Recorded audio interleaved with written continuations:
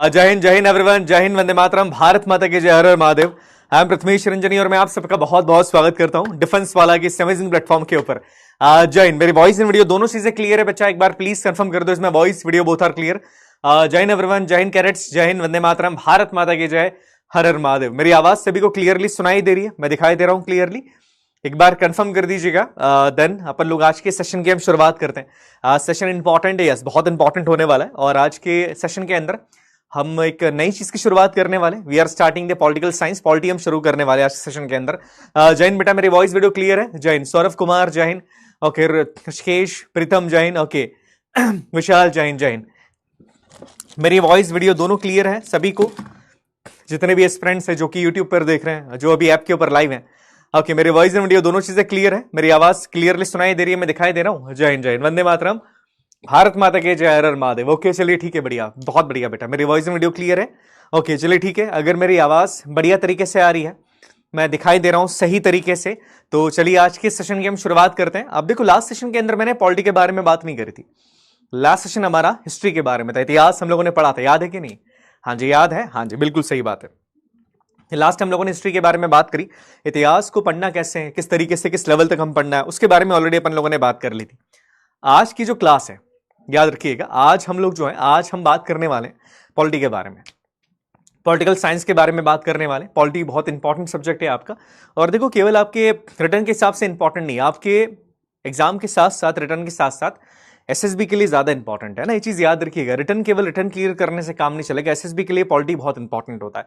तो आज एक नए सब्जेक्ट के साथ मैं आया हूं, बिकॉज आपकी इस पूरी जर्नी के अंदर मैं 3 चीजें लेने वाला हूं आपकी। पहला आपका पॉलिटिकल साइंस, दूसरा हिस्ट्री, तीसरा एसएसबी है ना। एसएसबी के अंदर साइक वाला पोर्शन जो है, तो एक बार प्लीज कंफर्म कर दो क्या मेरी वॉइस एंड वीडियो दोनों चीजें क्लियर है? इसमें voice video both are clear? If everything is clear, if everything is fine, then चलिए सेशन की हम शुरुआत करते हैं। तो वॉइस वीडियो क्लियर है बच्चा? कंफर्म कर दो। और आज हम पॉलिटिकल साइंस के बारे में बात करने वाले, कैसे पढ़ना है, क्या पढ़ना है, और उसी के बारे में बात करूंगा। किस तरीके से करना है, कैसे करना है, क्या चीजें होने वाली है, कैसे आपको पढ़ाई करना स्टार्ट करनी। Thank you Aryan. किस तरीके से पॉइंट्स आपको बनाने हैं, नोट्स के बारे में मैं नेक्स्ट सेशन के अंदर बात करूंगा। मैंने प्रॉमिस किया था कि जब हिस्ट्री अपन पढ़ेंगे तब मैं नेक्स्ट सेशन के अंदर नोट्स के बारे में बात करूंगा। तो आज हम पॉलिटिकल साइंस के बारे में बात करने वाले हैं, है ना। चलिए, पॉलिटिकल साइंस के अंदर बेसिकली हम जिस चीज के बारे में बात करते हैं वो है हमारा संविधान। भारत के संविधान के बारे में हम बात करते हैं, the constitution of India. Bharat के संविधान के बारे में पॉलिटिकल साइंस के अंदर बात की जाती है। पर देखिए, एक सवाल मेरा ही है आप लोगों से, कुछ सजेशंस मेरे हैं आपसे। देखो, नोट्स खुद के बनाना है ना। पॉलिटी क्या है कि पॉलिटी बड़ा आसान सब्जेक्ट है। आपके जितने सब्जेक्ट्स होते हैं, मैं हमेशा कहता हूं कि नैया पार लगाने वाला सब्जेक्ट आपका पॉलिटी होता है। जितने भी सवाल आएंगे आपके, आप उस सवाल को सारे सवाल आप बना दोगे, एक भी सवाल बाहर नहीं जाता है। याद रखना, एक भी सवाल बाहर नहीं जाएगा, सारे सवाल आप बना सकते हो, सारे सवाल आप आसानी से पॉलिटिकल साइंस के बना दोगे।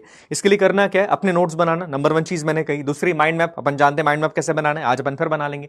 तीसरा, रिवीजन। तीनों बातें मैंने पहले आपको बता दी। और नोट्स अपने खुद के ही बनाना, ठीक है बच्चा? अच्छा, अब आप में से बहुत सारे बच्चे ऐसे होंगे जिन्होंने पुराने नोट्स बना के रखे हैं, जो पहले मुझसे पढ़े हुए हैं। कोई है क्या ऐसा? कोई है? ओके, थैंक यू बेटा, थैंक यू। हाँ जी, कोई है ऐसा? देखो, इस बार हाँ, सेक्शन कट ऑफ के कारण इस बार पेपर थोड़ा सा अलग आया था, और कट ऑफ भी इस बार मेरे को लग रहा है थोड़ा ज्यादा गया है। अब देखो, तो पता लगेगा जब यूपीएससी डिक्लेयर करेगा अभी क्या कट ऑफ गया, कितना गया, किस तरीके से गया, तब अपन बात करने वाले। पहला अटेम्प्ट है, ओके ओके। चलिए सर, सभी आर्टिकल्स देखो, सभी आर्टिकल्स नहीं पढ़ने वाले हम लोग, जितने इंपॉर्टेंट है वो सारे पढ़ते हैं, ओके, है ना। है, नोट्स बना रखे हैं आपने। देखो, नोट्स को अमेंड करना, नोट्स के अंदर क्या करना, थोड़े से बदलाव लेके आना। नोट्स तुम्हारे बने, दैट्स टोटली फाइन, वापस से रिवाइज करना नोट्स को, और कोई नई चीज बता रहा हो तो उसको ऐड कर लेना नोट्स के अंदर, वो जरूरी होता है, ठीक है। नई चीज ऐड कर लेना नोट्स में। अब देखिए, जब भी हम पॉलिटिकल साइंस के बारे में बात करते हैं तो सवाल ये आता है कि इंपॉर्टेंट टॉपिक्स पॉलिटी के अंदर है क्या। इतिहास के मैंने कुछ इंपॉर्टेंट टॉपिक्स बताए थे आपको, हमने कह रहे थे कि पॉलिटी के इतिहास के अंदर इंपॉर्टेंट टॉपिक्स हैं। वैसे कुछ टॉपिक्स ऐसे हैं जो कि पॉलिटी में काफी इंपॉर्टेंट है। आप पॉलिटी कहीं से भी पढ़ रहे हैं, ये टॉपिक्स आपको पढ़ के ही जाना है। कौन से टॉपिक्स हैं, पहले मैं टॉपिक्स बता दूं आपको, देखो ध्यान से देखना। जो टॉपिक्स इंपॉर्टेंट है, सवाल जहां से आते हैं, ठीक है, अपन सारे करने वाले। पॉलिटी अपन डिटेल में करेंगे, बिकॉज मैं जानता हूं कि आप केवल एक एग्जाम पे फोकस नहीं करने वाले हो, आप दूसरे एग्जाम पे भी करोगे। अभी लग रहा है कि नहीं सर केवल एनडीए, मैं जानता हूं आप एनडीए तो करोगे, बट एनडीए के साथ दूसरे एग्जाम भी देते रहना। देखो क्या है, लक्ष्य आपका एनडीए, दैट्स टोटली फाइन। एक लक्ष्य को प्राप्त करना है, मेहनत करेंगे दैट्स टोटली फाइन। पर क्या है, दूसरे एग्जाम की तरफ थोड़ा बहुत देखना जरूरी हो जाता है बेटा। क्यों? कई बार क्या होता है ना कि इन बिटवीन जब तुम एग्जाम्स देते रहते हो तो तुम्हारा कॉन्फिडेंस बूस्ट होता है और जस्ट गेट अ जॉब। मैं हमेशा कहता हूँ कि ठीक है, प्रैक्टिकल रहना जरूरी है। फोर्सेस ज्वाइन करना है, बहुत बढ़िया बात है, करना भी चाहिए, बिल्कुल आप कर भी लोगे। बट क्या होता है कि अगर किसी एग्जाम हाथ में अगर आपके आ गई है, आपके पास मान लीजिए आपने एसएससी सीजीएल का या आईबी का एग्जाम आपने दिया, अब वो एग्जाम आपने क्लियर कर लिया, वो भी बहुत अच्छा जॉब होता है। और क्या होता है कि सी एनडीए आप दीजिए, बट मैं हमेशा एक चीज कहता हूं कि लाइफ में थोड़ा सा प्रैक्टिकल रहना जरूरी होता है। एसएसबी कई बार आपके हाथ में नहीं होता है, तो ये चीज अपने को दिमाग में रखनी है और आप हर एग्जाम को देते रहना जो भी आपके लेवल की आती है। इससे तुम्हारा कॉन्फिडेंस बहुत बूस्ट होता जाएगा। ठीक है बच्चा? अब देखो पॉलिटिकल साइंस में इंपॉर्टेंट टॉपिक्स क्या क्या है। पहले अगर मैं बात करूं, पहला जो अपन आज स्टार्ट करने वाले हैं, जिससे सवाल आते हैं हर बार एग्जाम में, कौन सा है? That is the making. क्या मेकिंग? मेकिंग का मतलब क्या है? मेकिंग का मतलब है कि भारत का संविधान बना कैसे। संविधान के बारे में बात करेंगे, making of the Indian constitution. संविधान क्या है उसके बारे में बताऊंगा कि संविधान है क्या। पर जो टॉपिक पहला इंपॉर्टेंट है मेरे हिसाब से वो making of the Indian constitution, Bharat के संविधान बना कैसे। दूसरा जो important topic that is the preamble. सुना है इस टॉपिक के बारे में? हाँ जी, प्रियम्बल मतलब होता है प्रस्तावना। आपकी जो 11वीं 12वीं एनसीईआरटी की किताब के आगे आपने प्रस्तावना लिखी देखी होगी, be the people of India, इस बार भी सवाल आ गया था, ये प्रियम्बल है। तीसरा टॉपिक जो इंपॉर्टेंट है मेरे हिसाब से ये है आपका schedules, schedules of Indian constitution. हम पढ़ेंगे इनके बारे में भी, शेड्यूल्स क्या होते हैं, है ना। 12 शेड्यूल से सबके बारे में बात करना, पढ़ना, समझना बहुत जरूरी होता है। Next topic that is the your FR. FR मतलब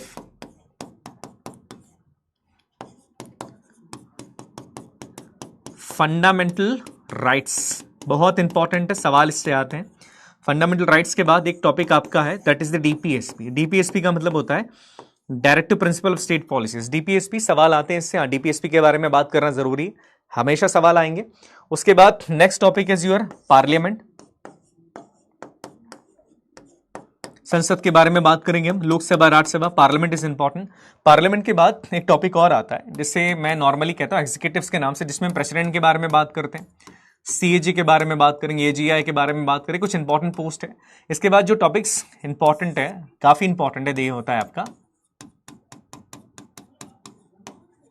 अमेंडमेंट्स। अमेंडमेंट्स का मतलब होता है संशोधन, है ना। अभी सब टॉपिक्स थोड़े बहुत नए लग रहे होंगे कि सर इसका मतलब क्या होता है, उसका मतलब क्या होता है, चिंता मत करना, मैं सब बता दूंगा, है ना। तो ये टॉपिक्स इंपॉर्टेंट है, बाकी भी पढ़ेंगे, बाकी टॉपिक्स भी आपके, फॉर एग्जांपल की बात करें फंडामेंटल ड्यूटीज भी आप पढ़ते हैं, है ना। थोड़ा सा फंडामेंटल ड्यूटीज के साथ कुछ इंपॉर्टेंट बॉडीज के बारे में भी बात करते हैं, पर प्रायोरिटी पे अपने को ये टॉपिक्स रखने। आई बात समझ में बच्चा?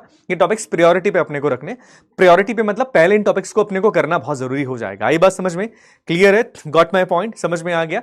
अब देखो क्या होता है पॉलिटिकल साइंस में, एक फायदा तुमको, फायदा क्या है, कई बार सवाल ज्यादा भी आ जाते हैं, कई बार कम भी आते हैं, कई बार ज्यादा भी आते हैं। पर पॉलिटिकल साइंस एक ऐसी चीज है जो हर भारत के व्यक्ति को समझना जरूरी है।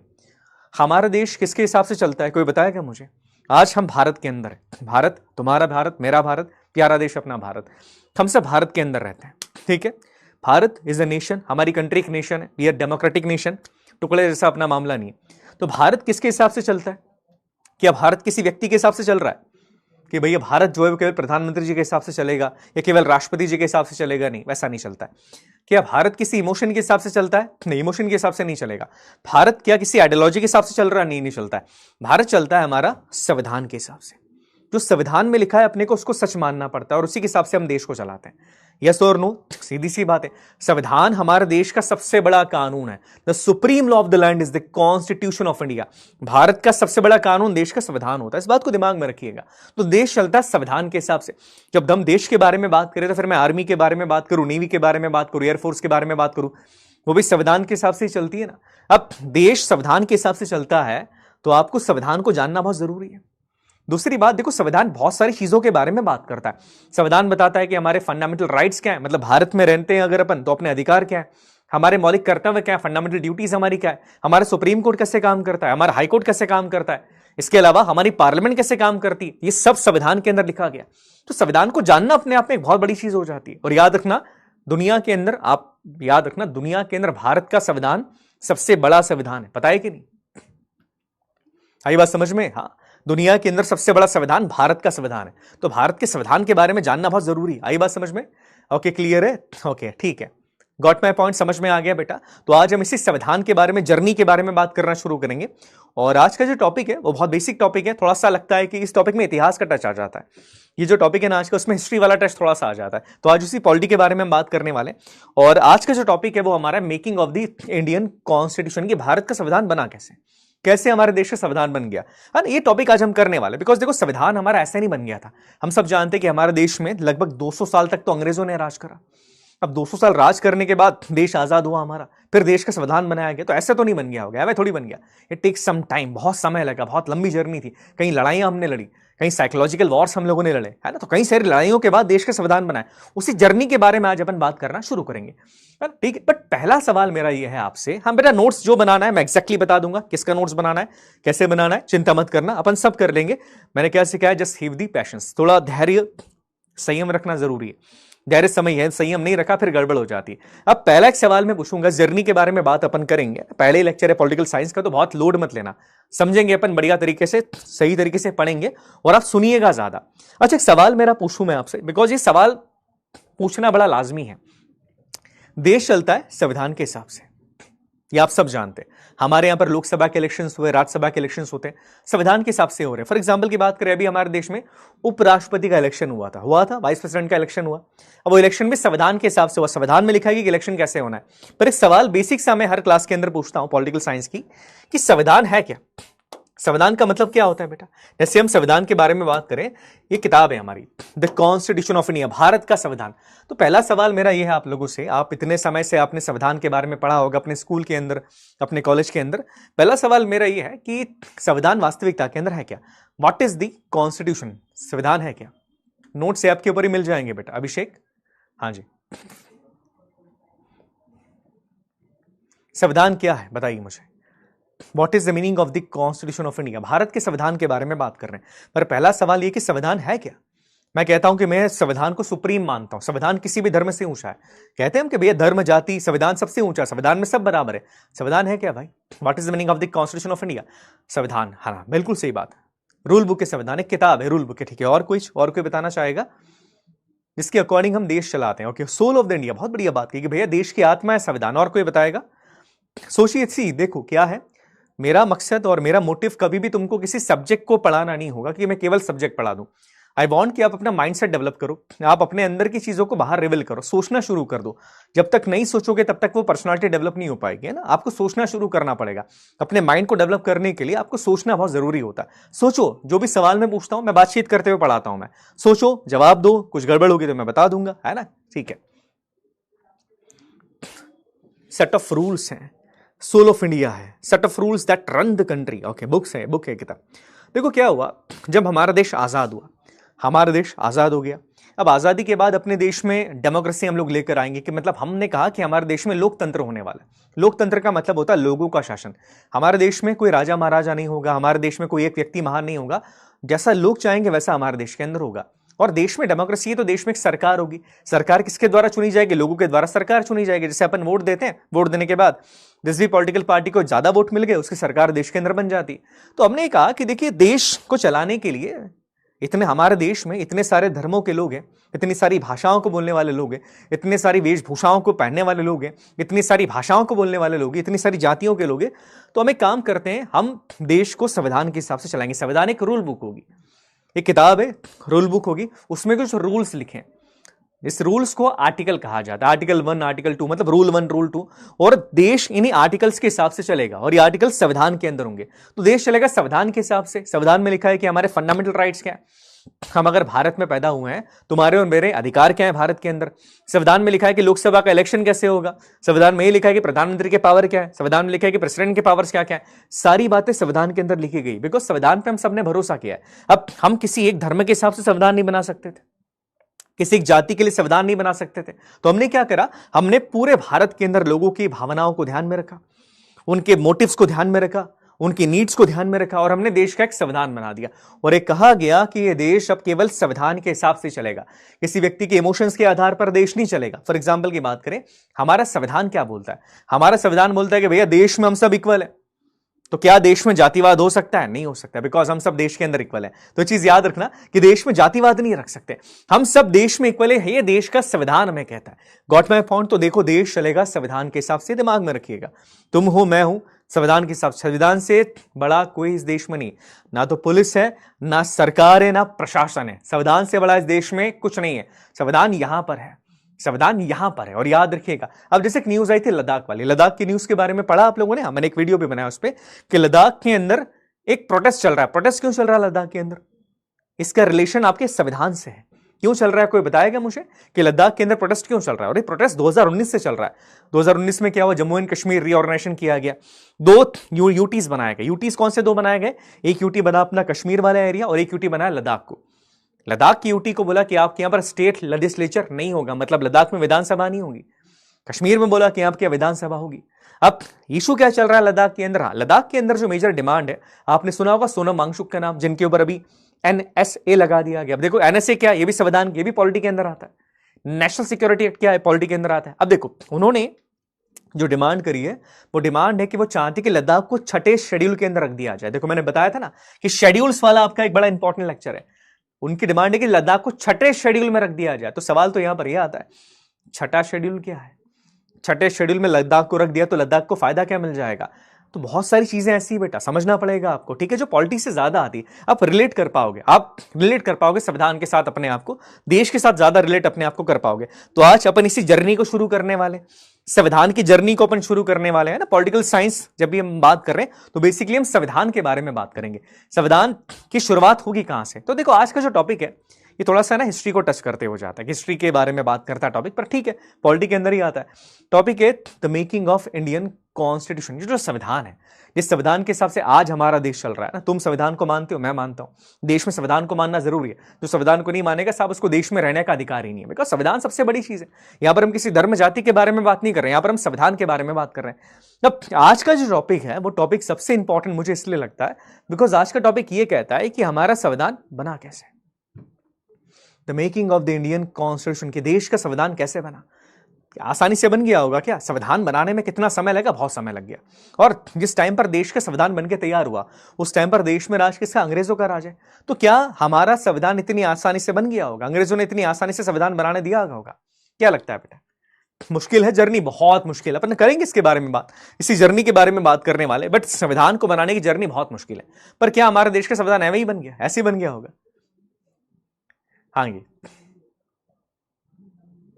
जी बताइए, ऐसे ही बन गया क्या देश का संविधान? यस और नो, क्या लगता है? नहीं, बिल्कुल मैं समझता हूं कि आप जानते हैं कि ऐसे नहीं बना होगा। बेटा छठा शेड्यूल अभी एक्सप्लेन नहीं करूंगा, अभी इतने अच्छे से समझ में नहीं आएगा आपको, ठीक है। देखो हर चीज को बताने का एक समय होता है। मैं इशू बता सकता हूं कि लद्दाख के अंदर क्या है कि 6 शेड्यूल के अंदर डिमांड वो कर रहे हैं, राज्य की डिमांड वो कर रहे हैं। लद्दाख ये कह रहा है कि हमारे यहाँ पर हमारा जो स्टेट पीसीएस है उसकी हमारी अलग से वैकेंसीज निकाली जाए, हमारा अलग पब्लिक सर्विस कमीशन बनाया जाए। There are certain demands of the Ladakh. But हम आज के जो सेशन है उसमें शेड्यूल्स के बारे में बात नहीं कर रहे। अभी अपन बात करने वाले हैं भारत का संविधान बना कैसे, जर्नी के बारे में बात करेंगे। हम थोड़ा सा इतिहास के अंदर जाएंगे, उस जर्नी के बारे में बात करेंगे कि भारत का संविधान बना कैसे। और जर्नी बहुत लंबी और इंपॉर्टेंट भी, संविधान बनाने की जर्नी। देखो सीधी बात है, बिल्कुल आप सबका जवाब सही कि नहीं सर, इतना आसान नहीं था देश का संविधान बनाना, बहुत मुश्किल है यार। कितना मुश्किल होगा? आज तो अपने देश में अपना राज है, हमारा देश आज आजाद है, आजाद है अपना देश। हमारे देश के कानून हम अपने हिसाब से बनाते हैं, हमारे देश में जो करना है हम अपने हिसाब से करते हैं। पर अंग्रेजों के समय पर अपना देश तो आजाद ही नहीं था।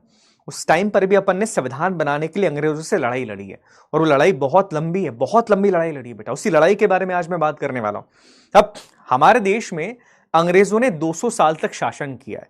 अब देखो दुनिया में, और मैं इस बात से थोड़ा सा नाखुश भी होता हूं, मुझे थोड़ा गुस्सा भी आता है, बिकॉज मैं कहता हूं कि यार मुझे एक बात बताओ, कई लोग कहते हैं कि अंग्रेजों ने हमारे देश में आके अच्छा किया, अच्छा किया, कहते हैं अंग्रेजों ने हमारे देश में आके बड़ा अच्छा किया। अच्छा क्यों किया? बोले अंग्रेज हमारे देश में रेलवे लेके आ गए, अंग्रेज हमारे देश में बैंक लेके आ गए, अंग्रेज हमारे देश में अंग्रेजी भाषा लेकर आ गए, अंग्रेज हमारे देश में एजुकेशन लेकर आ गए। कहते हैं अंग्रेजों ने हमारे देश में आके राजपाट को खत्म कर दिया। Is it true? लगता है कि अंग्रेजों ने हमारे देश में जो 200 साल तक राज किया वो राज इतना आसान होगा? अंग्रेजों ने अच्छा किया कि हमारे देश में राज करके? व्हाट डू यू थिंक कि ये जो 200 साल का समय था अंग्रेजों का राज करने का, ये बढ़िया था? इट वॉज इजी, बढ़िया रहा होगा? अंग्रेजों ने अच्छा किया अपने देश में, नहीं उनको बोलना कि कहीं और जाओ, है ना, फिर तो ये देश में रहने की आपको जरूरत ही नहीं है। देखो याद रखना, अंग्रेजों का केवल एक मकसद था कि जब हमारे देश में आए तो हमारे देश में आने का इनका केवल एक मकसद है, हमारा यूज करना। They just want to use us. ये केवल हमारा उपयोग करना चाहते थे, ये केवल यूज कर रहे थे हमारा, केवल। अब रेलवे इन्होंने बनाई अपने लिए थोड़ी ना बनी। जो रेलवेज बनाई गई वो इंडियन रेलवे, वो हमारे लिए नहीं थी बेटा। रेलवे क्यों बनाई इन्होंने? ताकि हमारे देश का जो सामान है वो चुरा के बढ़िया तरीके से ट्रांसपोर्ट कर सके, हमारे देश का रॉ मटेरियल चुरा के विदेश भेज सके, इसलिए रेलवे बनाई। हमारे देश के आर्मी का यूज करा इन्होंने। कहां यूज करा? वर्ल्ड वॉर फर्स्ट सेकंड के अंदर 50,000 इंडियन सोल्जर्स मारे गए वर्ल्ड वॉर फर्स्ट और सेकंड के अंदर। हमारे देश की आर्मी का यूज करा इन्होंने। क्यों करा? Because they want the man power. तो हमारे देश में केवल उन्होंने लूटपाट करी, केवल लूटने हमारे देश को आए थे। और लूटने का तरीका इनका बड़ा कैजुअल था। कैसे कैजुअल था? हमारे देश पे राज करना, हमारे देश को लूटना है, सारी चीजें करना। अब ऐसे समय में इनसे लड़के देश के संविधान की डिमांड करना बहुत मुश्किल था। और मैं हमेशा एक चीज कहता हूं, इस पिक्चर को आप देखिए, हालांकि पिक्चर किसी को विचलित करेगा, किसी को नहीं करेगा, बट मैं मानता हूं, एक चीज में बहुत बिलीव करता हूं कि अंग्रेज हमें इंसान मानते ही नहीं थे। बहुत फर्मली मैं कहता हूं, जितना इतिहास मैंने पढ़ा है, मॉडर्न हिस्ट्री को जितना पढ़ा है, अंग्रेजों ने हमें उस लेवल का दर्जा दिया नहीं जिस लेवल का दर्जा के इंसान को दिया जाना चाहिए। ये हमको इतिहास ही नहीं, ये हमको इंसान नहीं मानते थे। आज भी आप देखो, आज भी मैं किसी रेसिज्म के बारे में बात नहीं कर रहा हूं, आज भी आप ब्रिटेन में जाकर देखो, पर्सनली एक्सपीरियंस की मैंने चीजें। आज भी ब्रिटिश या ब्रिटेन में जाओ, तुम यूके के अंदर जाओ, तुमको थोड़ी सी निचली नजर से देखा जाता है। यूरोप के लोग, अंग्रेज खास करके, निचली नजर से देखते, कहते भैया तुम हमसे निचले हो। और हम निचले क्यों इनसे? बिकॉज हमारा चमड़ी का कलर काला है। ये क्या बोलते हैं? हम गोरे हैं इसलिए हम तुमसे महान है, बिकॉज हमारा चमड़ी का कलर गोरा हो गया। और तुम हमारे नीचे रहोगे, तुम हमसे कमजोर हो। क्यों? बिकॉज तुम्हारी चमड़ी का कलर काला है। ये दिमाग इनका चलता है, और ये साइकोलॉजी, ये जो माइंडसेट है इनका आज भी है। याद रखना, आज भी इसी माइंडसेट को लोग फॉलो करते हैं। इसलिए मैं कह रहा हूं कि भारत के इतिहास को जानना बहुत जरूरी है। और इतिहास के अंदर जो संविधान बनाने की जर्नी के बारे में आज अपन बात करने वाले, जर्नी बहुत लंबी है। जर्नी बहुत लंबी रही, बहुत मुश्किल रही, बहुत कांटों भरी रही। स्टिल कुछ लोगों ने इस जर्नी को अंजाम दिया और फाइनली आज हमारे देश का संविधान बन गया। अब चलिए इस जर्नी की हम शुरुआत करते हैं। अब देखिए, संविधान बनाने की जो डिमांड है कि भैया देश का संविधान होना चाहिए, देश के संविधान की हम बात करने वाले हैं। इस संविधान बनाने की डिमांड में मैं कई सारे बड़े बड़े नेताओं के बारे में बात करने वाला हूं। बहुत बड़े बड़े नेता होंगे इसमें, बहुत सारे बड़े नेताओं के बारे में बात करूंगा जिनका नाम आपने सुना होगा, है ना। नाम नहीं लूंगा, बहुत सारे बड़े बड़े नेताओं के बारे में बात करने वाला हूं। पर कुछ ऐसे लोग हैं जिनका नाम शायद मैं इस जर्नी के अंदर ना लूं, बिकॉज डायरेक्टली उनका कंट्रीब्यूशन नहीं था इस जर्नी के अंदर, डायरेक्टली उन्होंने कभी पार्टिसिपेट किया ही नहीं। बट आप अपने दिमाग के अंदर, अपने जहन में ये चीज हमेशा याद रखना कि भारत को आजाद करवाने में केवल कुछ लोगों का योगदान नहीं था। केवल कुछ लोगों ने भारत को आजाद नहीं करवाया, मैं मानता हूं इनका योगदान ज्यादा इंपॉर्टेंट था। ठीक है, इस जर्नी के अंदर मैं उनका शायद नाम नहीं लूंगा, मैं नाम नहीं लेने वाला हूं, ठीक है, कि ये भी थे वो भी थे, बिकॉज इस जर्नी में उनका नाम नहीं है। बट ये वो लोग हैं जिनकी वजह से देश आजाद वास्तविकता के अंदर हुआ है ना। तो याद रखना, ऐसे कई सारे लोग हैं जिनकी वजह से देश आजाद हुआ है। चाहे फिर मैं बात करूं सरदार भगत सिंह जी के बारे में, चाहे फिर मैं बात करूं विनायक दामोदर सावरकर जी के बारे में जिन्हें वीर सावरकर के नाम से जानते हैं, या मैं बात करूं नेताजी सुभाष चंद्र बोस जी के बारे में। इनका नाम इस जर्नी के अंदर मैं नहीं लेने वाला, बिकॉज इनने डायरेक्टली कॉन्ट्रीब्यूट किया ही नहीं, फर्क नहीं पड़ता ना। देखो, कुछ लोग कैसे होते हैं, दीवाने होते हैं, फैनेटिक्स, जिनको आप दीवाना कह लो। दीवाना आदमी कहता है कि देखो मुझे आउटकम से कोई मतलब नहीं है, मैं अपनी जान दे दूंगा, पर जान देने के बाद मेरे को रिवॉर्ड से कोई मतलब नहीं, मुझे रिवॉर्ड की चिंता नहीं है, मुझे मेरे देश से प्यार है।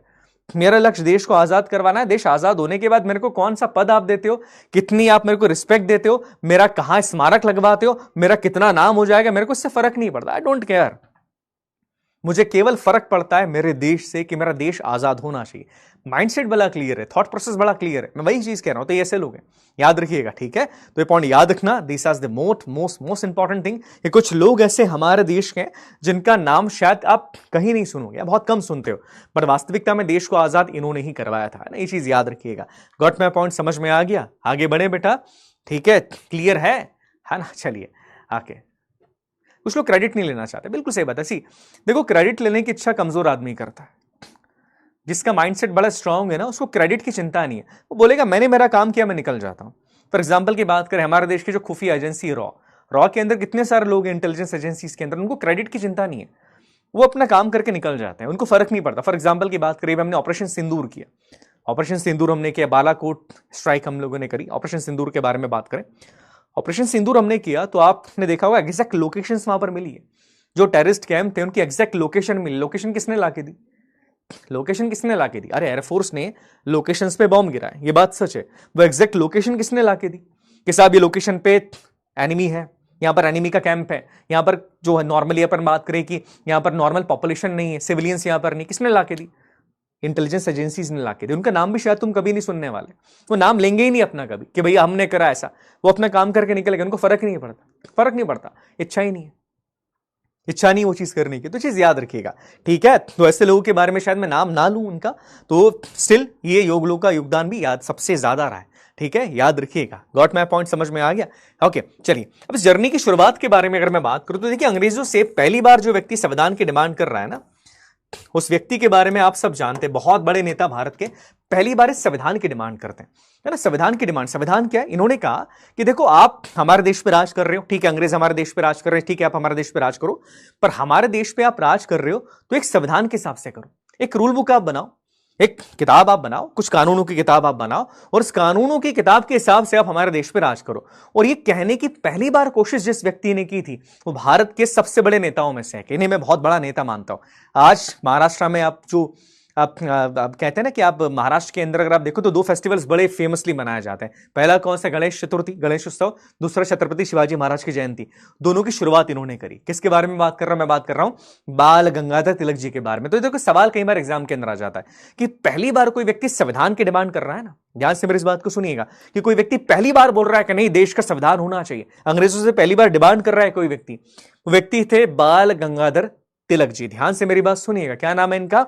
बाल Gangadhar Tilak ji was the first person जो अंग्रेजों से डिमांड करते कि क्या, कि भारत के अंदर एक संविधान होना चाहिए और देश संविधान के हिसाब से चलेगा। और इसके लिए अंग्रेजों के सामने एक प्रपोजल रखते हैं। प्रपोजल का मतलब क्या होता है? एक पर्पस, एक प्रपोजल है कि यार आप ये कर दीजिए। और इस प्रपोजल को कहा गया the constitution of India bill. Bill समझते हो आप? बिल के बारे में सुना होगा ना, एजुकेशन बिल होता है, सुना होगा। हॉस्पिटल बिल के बारे में बात नहीं कर रहा हूं, एजुकेशन का बिल आपने सुना होगा, इस आप सरकार ने एजुकेशन बिल पास कर दिया। वक्फ बिल के बारे में सुना होगा आपने। ये ऐसे एक बिल था। बिल का मतलब होता है प्रपोजल, कि हमको करना चाहिए। ये प्रपोजल रखते हैं अंग्रेजों के सामने। कौन रख रहे हैं पहली बार? तिलक जी। अब तिलक जी ने जब ये प्रपोजल रखा तो इस बिल का नाम था the constitution of India bill, Bharat के संविधान का बिल। इस बिल का नाम ही इन्होंने रखा कि भैया कॉन्स्टिट्यूशन ऑफ इंडिया बिल। और इस बिल का एक और नाम इन्होंने रखा, इस बिल का एक और नाम रखा, वो नाम था स्वराज बिल। याद रखिएगा, इन्होंने इस बिल के 2 नाम रखे, है ना। नॉर्मली इस बिल को स्वराज बिल के नाम से भी जाना जाता है। और ये बिल 1895 के अंदर इन्होंने अंग्रेजों के सामने प्रेजेंट करा। इस बिल में इन्होंने कई सारी डिमांड करी। जैसे एग्जांपल की बात करी, इन्होंने भारत के संविधान बनाने के बारे में बात करी। इन्होंने बोला कि संविधान के अंदर जो संविधान आप बनाओगे, ये जो बिल है, जो प्रपोजल दिया, इसमें इन्होंने बोला कि जो संविधान हम बनाएंगे इसमें 110 आर्टिकल्स होंगे। आर्टिकल्स का मतलब क्या होता है बेटा? रूल। जैसे मैंने कहा था ना कि रूल 1, रूल 2, रूल 3, वैसे इन्होंने कहा कि इस बिल में 110 आर्टिकल्स होंगे। क्या बात करें? 110 आर्टिकल्स होंगे, रूल 1, रूल 2, ऐसे 110 आर्टिकल, आर्टिकल 1, आर्टिकल 2। इसके बाद इस बिल के अंदर इन्होंने कुछ अधिकारों के बारे में भी डिमांड करी अंग्रेजों से। इन्होंने बोला कि देखो हर भारतीय के पास राइट टू फ्री स्पीच होना चाहिए। क्या मतलब है राइट टू फ्री स्पीच का? हर भारतीय के पास बोलने का अधिकार होना चाहिए। बोलने का अधिकार का मतलब क्या होता है? अपनी बात को शेयर करने का अधिकार होना चाहिए। फॉर एग्जाम्पल की बात करें, आज अगर तुम सरकार से नाखुश हो तो तुम सरकार की बुराई कर सकते हो, कर सकते हो। पेपर के अंदर कभी आ जाती, कभी न्यूज़पेपर के अंदर कर देते हो, कभी न्यूज़ चैनल के अंदर कर सकते हो, कर सकते हो। सेम चीज यहां पर भी बोलते हैं। इस बिल में इन्होंने कहा कि देखो सरकार के पास राइट टू, भारत के जितने भी लोग हैं उनके पास राइट टू फ्री स्पीच होना चाहिए। बिकॉज देखो अंग्रेजों के टाइम पर हमारे पास ये अधिकार नहीं था कि हम अंग्रेजों की बुराई करें। नहीं, अधिकार अंग्रेजों ने हमको नहीं दिया था। तुमने अंग्रेज की बुराई करी, वो जेल में डाल देंगे। हमने बोला देखो हमारे पास राइट टू फ्री स्पीच होना चाहिए, हमारे पास राइट टू प्रॉपर्टी होना चाहिए। तो ये कुछ अधिकारों के बारे में डिमांड करने वाले जो पहले व्यक्ति थे वो कौन थे? बाल गंगाधर तिलक जी। याद रखना, एग्जाम के अंदर सवाल क्या आएगा कि संविधान के बारे में पहली बार डिमांड कौन कर रहा है। माइंड मैप बना देता हूं मैं, है ना। याद रखिएगा, माइंड मैप के थ्रू चीजें समझ में आ जाएगी। अगर अपन इस जर्नी के बारे में बात करें तो पहली बार डिमांड कौन कर रहा है बेटा? पहली बार संविधान बनाना। संविधान क्या किताब है, रूल बुक है भैया, जिसमें संविधान के अंदर क्या होगा? कुछ रूल्स होंगे, कुछ रेगुलेशंस होंगे। और इन रूल्स एंड रेगुलेशंस के हिसाब से, ध्यान से मेरी बात सुनिएगा, उसमें देश का संविधान बनेगा, उसके हिसाब से देश का संविधान चलता है। ये चीज हम लोगों ने बात करी। अब पहली बार डिमांड कौन कर रहा है? पहली बार डिमांड करने वाले व्यक्ति हैं तिलक जी। याद रखिएगा, मैं यहां लिख देता हूं तिलक जी, ठीक है। कब करी डिमांड तिलक जी ने? ईयर याद रखना, 1895 में पहली बार डिमांड कर रहे हैं भारत के संविधान को बनाने की। अब मुझे एक बात बताओ, हमने डिमांड तो कर दी, क्या अंग्रेजों ने हमारे इस डिमांड को माना होगा? यस और नो? बताइए बताइए बताइए, क्या इस डिमांड को माना होगा? यस और नो बताओ, क्या इस डिमांड को माना होगा? यस और नो जल्दी बताइए, एग्जाम के लिए इंपॉर्टेंट है, हाँ बहुत इंपॉर्टेंट है। क्या इस डिमांड को माना होगा? यस और नो? ये जो डिमांड हमने करी, क्या इस डिमांड को हमारे देश में माना होगा किसी ने, या अंग्रेजों ने इस डिमांड को माना होगा? देखो बेटा, डिमांड तो ऐसे बहुत बार की गई, 1815 में, 20 में बहुत बार की गई, बट जो सॉलिड डिमांड के बारे में बात कर रहे हैं वो तिलक जी कर रहे हैं कि एक बिल ही पास कर देते हैं। ऐसे तो बहुत बार डिमांड करी गई, इतना आपको इतना डिटेल में नहीं जाना है ना। नहीं, ऑब्वियसली नॉट। अंग्रेज क्यों मानेंगे यार तुम्हारी डिमांड? क्यों मानेंगे अंग्रेज? तुमको लगता है अंग्रेज डिमांड मानेंगे तुम्हारी? अरे ये लोग बेकार लोग हैं, उनको फर्क नहीं पड़ता, अपन मर रहे हैं जी रहे, इनको क्या फर्क पड़ने वाला। अंग्रेज डिमांड नहीं मानते, इन्होंने डिमांड बोले हाँ ठीक है तुमने बिल प्रेजेंट किया, ठीक है कोई डिमांड नहीं, हम नहीं मान रहे। क्यों मानेंगे डिमांड? तुमको लगता है डिमांड मानेंगे? तुम देखो क्या है, कुछ लोगों को ऐसा लगता था कि अंग्रेज अच्छे लोग हैं, कुछ लोगों को लगता था कि अंग्रेजों से बात करके उनकी हर बात, हमारी हर बात को मना लेंगे। अंग्रेज अच्छे लोग नहीं थे, इस बात को अपने दिमाग अपने जहन के अंदर रखना। इन्होंने कभी हमको इंसान की तरह ट्रीट नहीं किया, ये जानवरों की तरह ट्रीट करते थे हमको, जानवरों की तरह। कभी खोल के रियल इतिहास पढ़ना भारत का, वो मत पढ़ना जो तुमको पढ़ाने की कोशिश की जाती है हमेशा। असली इतिहास पढ़ना अंग्रेजों का, तब समझ में आ जाएगा कि हमको किस तरीके से ट्रीट करते थे, कैसे बिहेवियर इनका होता था। सुना है कि नहीं, होटल्स के अंदर क्या लिखा होता था? Dogs and Indians are not allowed, कुत्ते और भारतीय अलाउ नहीं। ये चीजें इनकी है। तो आप ये नहीं कह सकते कि नहीं साहब अंग्रेज बड़े महान थे। आई डोंट थिंक सो, अंग्रेज महान थे कभी भी नहीं थे। इतिहास जितना पढ़ोगे जितना जानोगे तब चीजें और समझ में आ जाती है। कोई महान नहीं थे अंग्रेज, केवल ये बना दिया जाता है। क्या होता है कि देखो नरेशन करना, आप नरेट किस तरीके से कर रहे हो चीजों को, फॉल्स चीजें लेकर आ जाना, ये केवल ये चीज होती है। इतने ही महान थे तो देश आजाद क्यों नहीं हो गया? इतने महान थे तो इतने क्रांतिकारियों को मार क्यों दिया? इतने ही महान थे तो इतने लोग मर क्यों गए? इतने ही महान थे तो इतनी महिलाओं के साथ क्या चीजें इन्होंने नहीं करी? आप नहीं जानते। तो महान तो बिल्कुल नहीं थे। अरे किसी दूसरे के देश में जाके तुम उसके देश पे अधिकार कर रहे हो और बोल रहे हो भाई अंग्रेज महान थे, कहां से महान हो गए? What is this? क्या महान थे? नहीं थे, कोई महान नहीं थे। चलिए ठीक है, चीज यहां पर होती। अब इसके बाद क्या होता है देखिए, इसके बाद सुनिएगा, एक पार्टी का नाम मैं बताऊंगा, इस पार्टी का नाम याद रखिए। इस पार्टी का नाम है स्वराज पार्टी। क्या नाम है इस पार्टी का? स्वराज पार्टी। ध्यान से मेरी बात सुनिएगा, बहुत इंपॉर्टेंट पॉइंट है। एक पार्टी है, ये पार्टी का नाम था स्वराज पार्टी। 1923 के अंदर पार्टी बनी है। ईयर याद रखना चाहो तो रख लीजिएगा, अदरवाइज नोट कर लीजिएगा। 1923 के अंदर एक पार्टी बनती है हमारे देश के अंदर, और इस पार्टी का नाम था स्वराज पार्टी। यहां से एक सवाल आता है बेटा, हमेशा तो नहीं आता बट एक सवाल आ सकता है। ये पार्टी किसने बनाई थी पता है? कांग्रेस से अलग होकर पार्टी बनी थी। कांग्रेस से कुछ मनमुटाव हो जाते हैं और कांग्रेस से अलग होकर यह पार्टी बनती है। इस पार्टी को बनाया था नेहरू जी के पापा ने। नेहरू जी कौन है? हाँ सब जानते हैं, पंडित जवाहरलाल नेहरू जी उनके पापा ने। उनके पापा का क्या नाम था? मोतीलाल नेहरू। याद रखना, ये पार्टी थी मोतीलाल नेहरू जी की। ध्यान से मेरी बात सुनिएगा, ये पार्टी थी मोतीलाल नेहरू की पार्टी, ठीक है, नेहरू जी की पार्टी थी। और इस पार्टी का नाम था स्वराज पार्टी। इस स्वराज पार्टी ने भी 1924 में, ईयर याद रखना बेटा, बहुत इंपॉर्टेंट है, 1924 में इन्होंने भी डिमांड करी कि हाँ भारत का एक संविधान होना चाहिए। अब सवाल यहां से क्या आता है? सवाल यहां से आता है कि भारत के अंदर संविधान की पहली बार डिमांड किस पार्टी ने करी? भारत के अंदर संविधान की जो पहली बार डिमांड कर रही पार्टी, पहली पार्टी कौन सी? कांग्रेस ने पहली बार डिमांड नहीं करी संविधान की। भारत में जो पहली बार पार्टी संविधान की डिमांड कर रही है ना, उस पार्टी का नाम था स्वराज पार्टी। नोट करना बेटा, very important question. First party note करना, पहली पार्टी है भारत की जो संविधान की डिमांड कर रही है। इसको नोट करना बहुत ज्यादा इंपॉर्टेंट है। तिलक जी के बाद जो पहली पार्टी, बेटा जो ईयर लिखा वही है, अपने आप को कंफ्यूज मत करो आशु, खुद भी हो रहे हो दूसरों को भी कर रहे हो, डोंट डू दैट थिंग, ठीक है, मत करो। ओके, अब यहां पर देखो 1924 में पहली बार डिमांड कर रही पार्टी। ईयर इतना इंपॉर्टेंट नहीं है बट पार्टी का नाम ज्यादा इंपॉर्टेंट है। पार्टी का नाम है स्वराज पार्टी। क्लियर है, समझ में आ गया? Party Swaraj party, Swaraj party बोलती भैया, हाँ ये चीज है। क्या नाम है? स्वराज पार्टी। इसका नाम था 1934 में पार्टी डिमांड करती, 24 में डिमांड करती है कि यहां साहब हम भी चाहते हैं कि भारत का एक संविधान बनाया जाए। अब इस पार्टी के कहने पर भी अंग्रेजों ने इनकी डिमांड को माना नहीं माना। अंग्रेज यहां पर भी इनकी डिमांड को रिजेक्ट कर देंगे, बोले नहीं साहब आपकी डिमांड हम क्यों माने। देखो अंग्रेज इस तरीके से डिमांड नहीं मानते। अब इसके बाद भी कई सारे लोगों ने डिमांड करी। 1934 में इस पार्टी ने एक बार फिर डिमांड कर दी थी, है ना। तो याद रखना इस पार्टी ने दो बार डिमांड करी है। 24 में पहली बार करी, 34 में भी एक बार कर दी थी। कंफ्यूज ज्यादा नहीं होना यहां पर, ठीक है, समझ में आ गया। अब क्या होता है कि देखो सब लोग डिमांड कर रहे हैं कि भैया देश का एक संविधान होना चाहिए, देश का एक संविधान होना चाहिए। इसके बारे में सब डिमांड कर रहे हैं। स्वराज पार्टी भी कर रही है, इसके पहले तिलक जी ने भी करा, उससे पहले भी कई सारे लोगों ने करा था। पर सवाल यह आता है, एक बहुत बड़ा सवाल यहां पर यह था कि संविधान बनाएगा कौन? कौन बनाएगा संविधान? कौन बनाएगा भैया? सवाल बहुत बड़ा ये ना कि देखो संविधान की डिमांड सब कर रहे हैं, तिलक जी भी कर रहे हैं, यहां पर स्वराज पार्टी ने भी कर दी कि भैया देश का संविधान होना चाहिए, देश में भी डिमांड उठ रही है। पर इसके बारे में कोई बात नहीं कर रहा है कि देश का संविधान कौन बनाएगा। अरे बनाएगा कौन? तुम बनाओगे, मैं बनाऊंगा, अंग्रेज बनाएंगे। इसके बारे में पहली बार जिस आदमी ने बात करी ना, अब सवाल यहां से बहुत ज्यादा इंपॉर्टेंट हो जाता है। पहली बार जिस आदमी ने बात करी कि देश का संविधान कौन बनाएगा, वो आदमी बड़ा इंपॉर्टेंट है। एग्जाम में 2 बार सवाल पूछा गया उनके बारे में, और उन व्यक्ति का नाम है एम.एन. रॉय साहब। शायद इनका नाम किसी ने सुना है, नहीं सुना होगा, बिकॉज इनका नाम बहुत फेमस नहीं है। इनका पूरा नाम है ममेंद्र नाथ रॉय साहब। क्या नाम है इनका? एम.एन. रॉय साहब। ध्यान से मेरी बात सुनिएगा, इनका नाम था एम.एन. रॉय साहब। बहुत बड़े व्यक्ति हैं, बहुत बड़े व्यक्ति थे। कम्युनिस्ट पार्टी, भारत के अंदर एक पार्टी कम्युनिस्ट पार्टी, नहीं सुना है तो कभी सर्च करना कम्युनिस्ट पार्टी के बारे में। कम्युनिस्ट पार्टी की शुरुआत भारत में इन्होंने करी। जी हां, इन भाई साहब का नाम था एम.एन. रॉय साहब। 1934 का ईयर था। एम.एन. रॉय साहब ने एक नई बात कही, याद रखना ये नई बात कही। इन्होंने बोला कि देखो, संविधान बनाने के बारे में बात सब कर रहे हो आप कि देश का एक संविधान होना चाहिए, देश का एक संविधान होना चाहिए।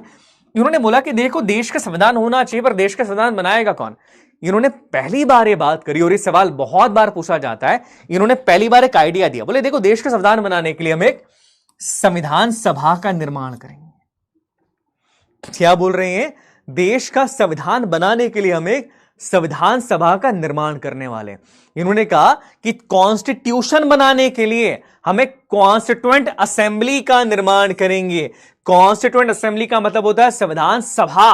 संविधान सभा का मतलब क्या है? एक ऐसी असेंबली, एक ऐसी सभा जो देश का संविधान बनाने का काम करेगी। इन्होंने बोला कि देखो, इस सभा में बहुत सारे लोग अपन रख लेंगे, 50, 60, 100, 200 जितने भी लोग होंगे, और हम सब मिलकर भारत का संविधान बनाएंगे। हमारा काम यह होगा कि भैया भारत का संविधान बनाना। तो याद रखना, सवाल डायरेक्टली यहां से आता है कि पहली बार अगर संविधान सभा बनाने के बारे में किसी व्यक्ति ने बात करी, फर्स्ट टाइम किस व्यक्ति ने आइडिया दिया भारत के अंदर संविधान सभा बनाने का, पहली बार कोई व्यक्ति भारत में कॉन्स्टिट्यूएंट असेंबली बनाने का आइडिया अगर देता है, उस व्यक्ति का नाम है एम.एन. रॉय साहब। ये सवाल बहुत बार पूछा गया है, वेरी इंपॉर्टेंट क्वेश्चन। तो याद रखना, भारत के अंदर पहली बार संविधान सभा बनाने की डिमांड बहुत लंबे समय से हो रही है, पर संविधान सभा बनाने का आइडिया जिस व्यक्ति ने पहली बार भारत के अंदर दिया, उस व्यक्ति का क्या नाम था? एम.एन. रॉय साहब। याद रहेगा, एम.एन. का मतलब ममेंद्र नाथ रॉय साहब। समझ में आ गया?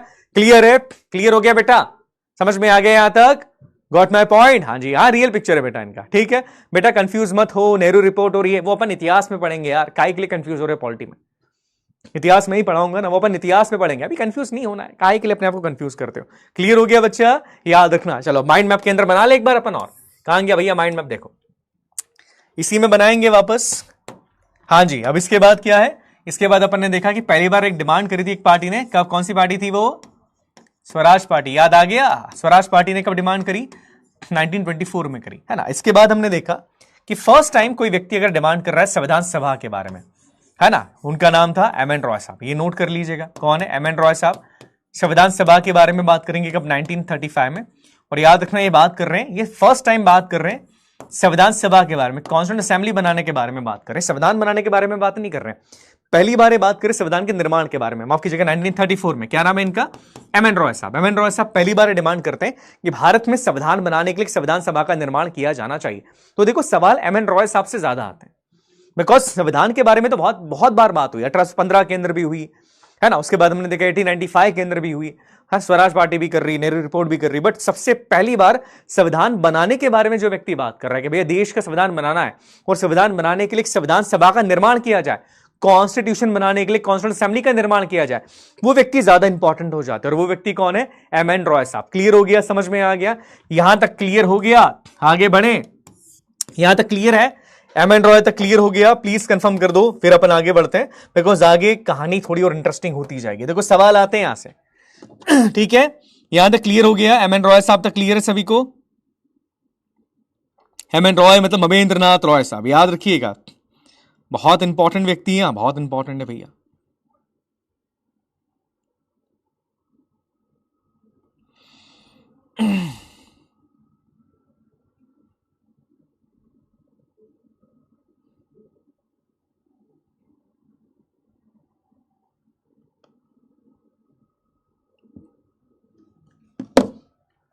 क्लियर है?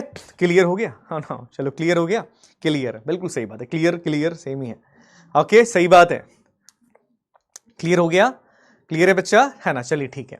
ओके, अब क्या होता है, देखो, एम.एन. रॉय साहब किस पार्टी से बिलोंग करते हैं? कम्युनिस्ट पार्टी से। ये इस पार्टी से बिलोंग करते हैं। अब इन्होंने भी बोल दिया कि भैया संविधान बनाने के लिए संविधान सभा का निर्माण करो। अब यहां पर प्रेशर पड़ा उस समय की भारत की सबसे बड़ी पॉलिटिकल पार्टी, उसने बोला हमको भी स्टैंड लेना पड़ेगा। एम.एन. रॉय साहब किसी दूसरी पार्टी से बिलोंग करते हैं, और उस टाइम की सबसे बड़ी पॉलिटिकल पार्टी कौन सी है? आईएनसी। आईएनसी मतलब Indian national Congress. Indian national Congress को लगा कि यार अब हमको भी बात करनी चाहिए, हमको भी बात करनी पड़ेगी। अगर हमने अभी डिमांड नहीं रखी तो लोग क्या बोलेंगे कि देखो इतनी छोटी पार्टी डिमांड रख रही है, आपने डिमांड नहीं रखी। अब इसके अगले साल मतलब 1935 में, ध्यान से मेरी बात को सुनिएगा, इसी के जस्ट अगले साल 1935 में इंडियन नेशनल कांग्रेस भी डिमांड करती ऑफिशियली अंग्रेजों से कि भैया हम भी चाहते हैं कि भारत का एक संविधान बने और भारत के संविधान बनाने के लिए तुम सब संविधान सभा का निर्माण करो। तो देखो अगले ही साल इंडियन नेशनल कांग्रेस ने भी डिमांड कर दी। किससे डिमांड कर दी? अंग्रेजों से। एमएन रॉय साहब ने पहले करी, फिर उसके अगले साल किसने डिमांड कर दी? 1935 का ईयर था और उस टाइम पर उस समय की भारत की सबसे बड़ी पॉलिटिकल पार्टी 1935 में कौन है? कांग्रेस थी। कांग्रेस ने भी अंग्रेजों से ऑफिशियली डिमांड करी, मतलब ऐसा नहीं कि केवल बोल देनी, आधिकारिक तौर पे ऑफिशियली डिमांड करी कि हम भी चाहते हैं भैया कि भारत का संविधान बनाने के लिए आप सब एक संविधान सभा का निर्माण करें। तो ये चीज याद रखना, पहले एमएन रॉय साहब ने करी, फिर आते हैं अंग्रेज, फिर आती कांग्रेस, और कांग्रेस ने क्या बोला? भाई हम भी चाह रहे हैं, वी ऑल्सो वांट कि भारत के संविधान बनाने के लिए आप सब एक संविधान सभा का निर्माण करो। ये डिमांड कौन कर रही है? डिमांड कर रही है कांग्रेस। कब कर रही है? 1935। अब मुझे बताओ, यहां पर एमएन रॉय साहब ने डिमांड कर दी, यहां पर कांग्रेस ने भी डिमांड कर दी। क्या अभी भी इस डिमांड को अंग्रेज मानेंगे? क्या लगता है अंग्रेज मान गए डिमांड को कि हाँ ठीक है आपकी डिमांड है, हम मान जाते हैं?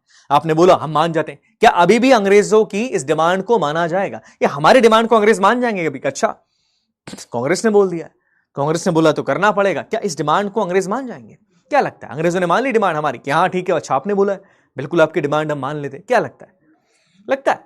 क्या लगता है कि मानेंगे अंग्रेज हमारे इस डिमांड को? क्या लगता है मानेंगे अंग्रेज हमारे इस डिमांड को? नहीं, सी फर्क ही नहीं पड़ता उनको।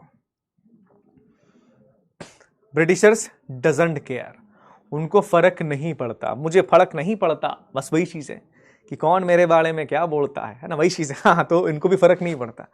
ब्रिटिशर्स डजंट केयर कि उनके कौन उनसे डिमांड कर रहा है, कौन उनसे क्या कर रहा है, ब्रिटिशर्स को कोई फर्क नहीं पड़ता। उन्होंने बोला ठीक है करते रहो डिमांड सानू की, हमको क्या करना, तुम करते रहो डिमांड, हमको कोई फर्क नहीं पड़ता।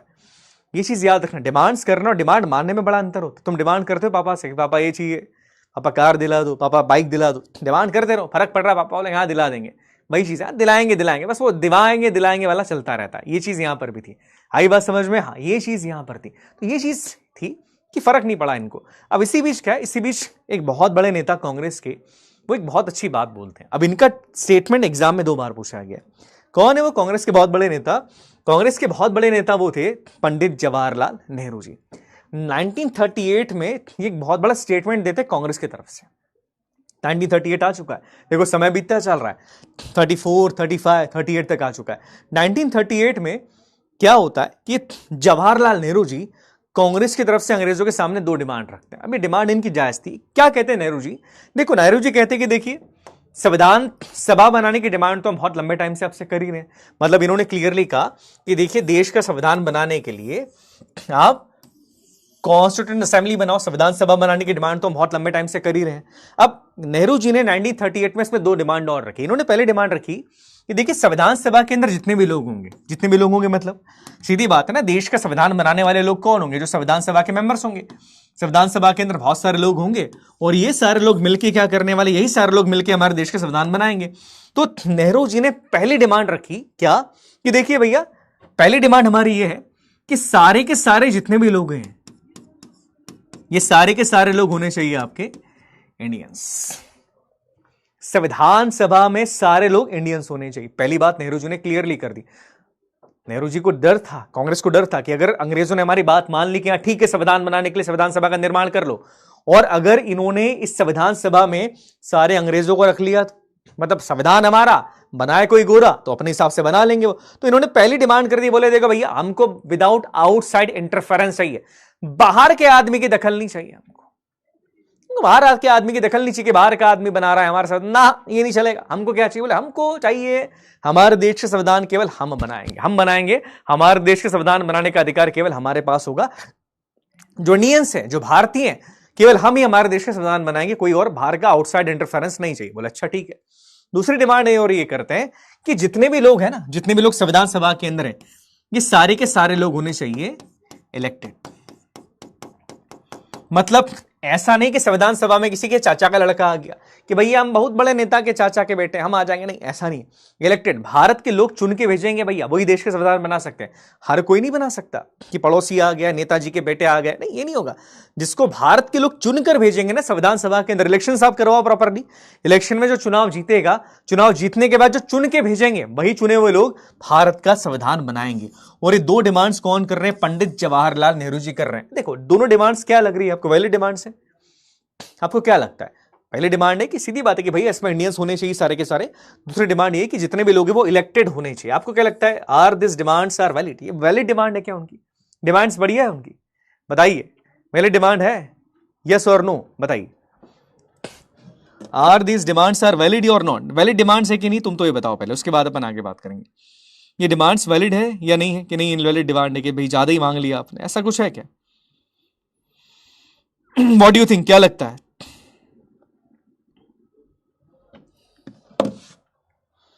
डिमांड्स वैलिड है। देखो सीधी बात है, मेरा देश का संविधान मैं ही बनाऊंगा।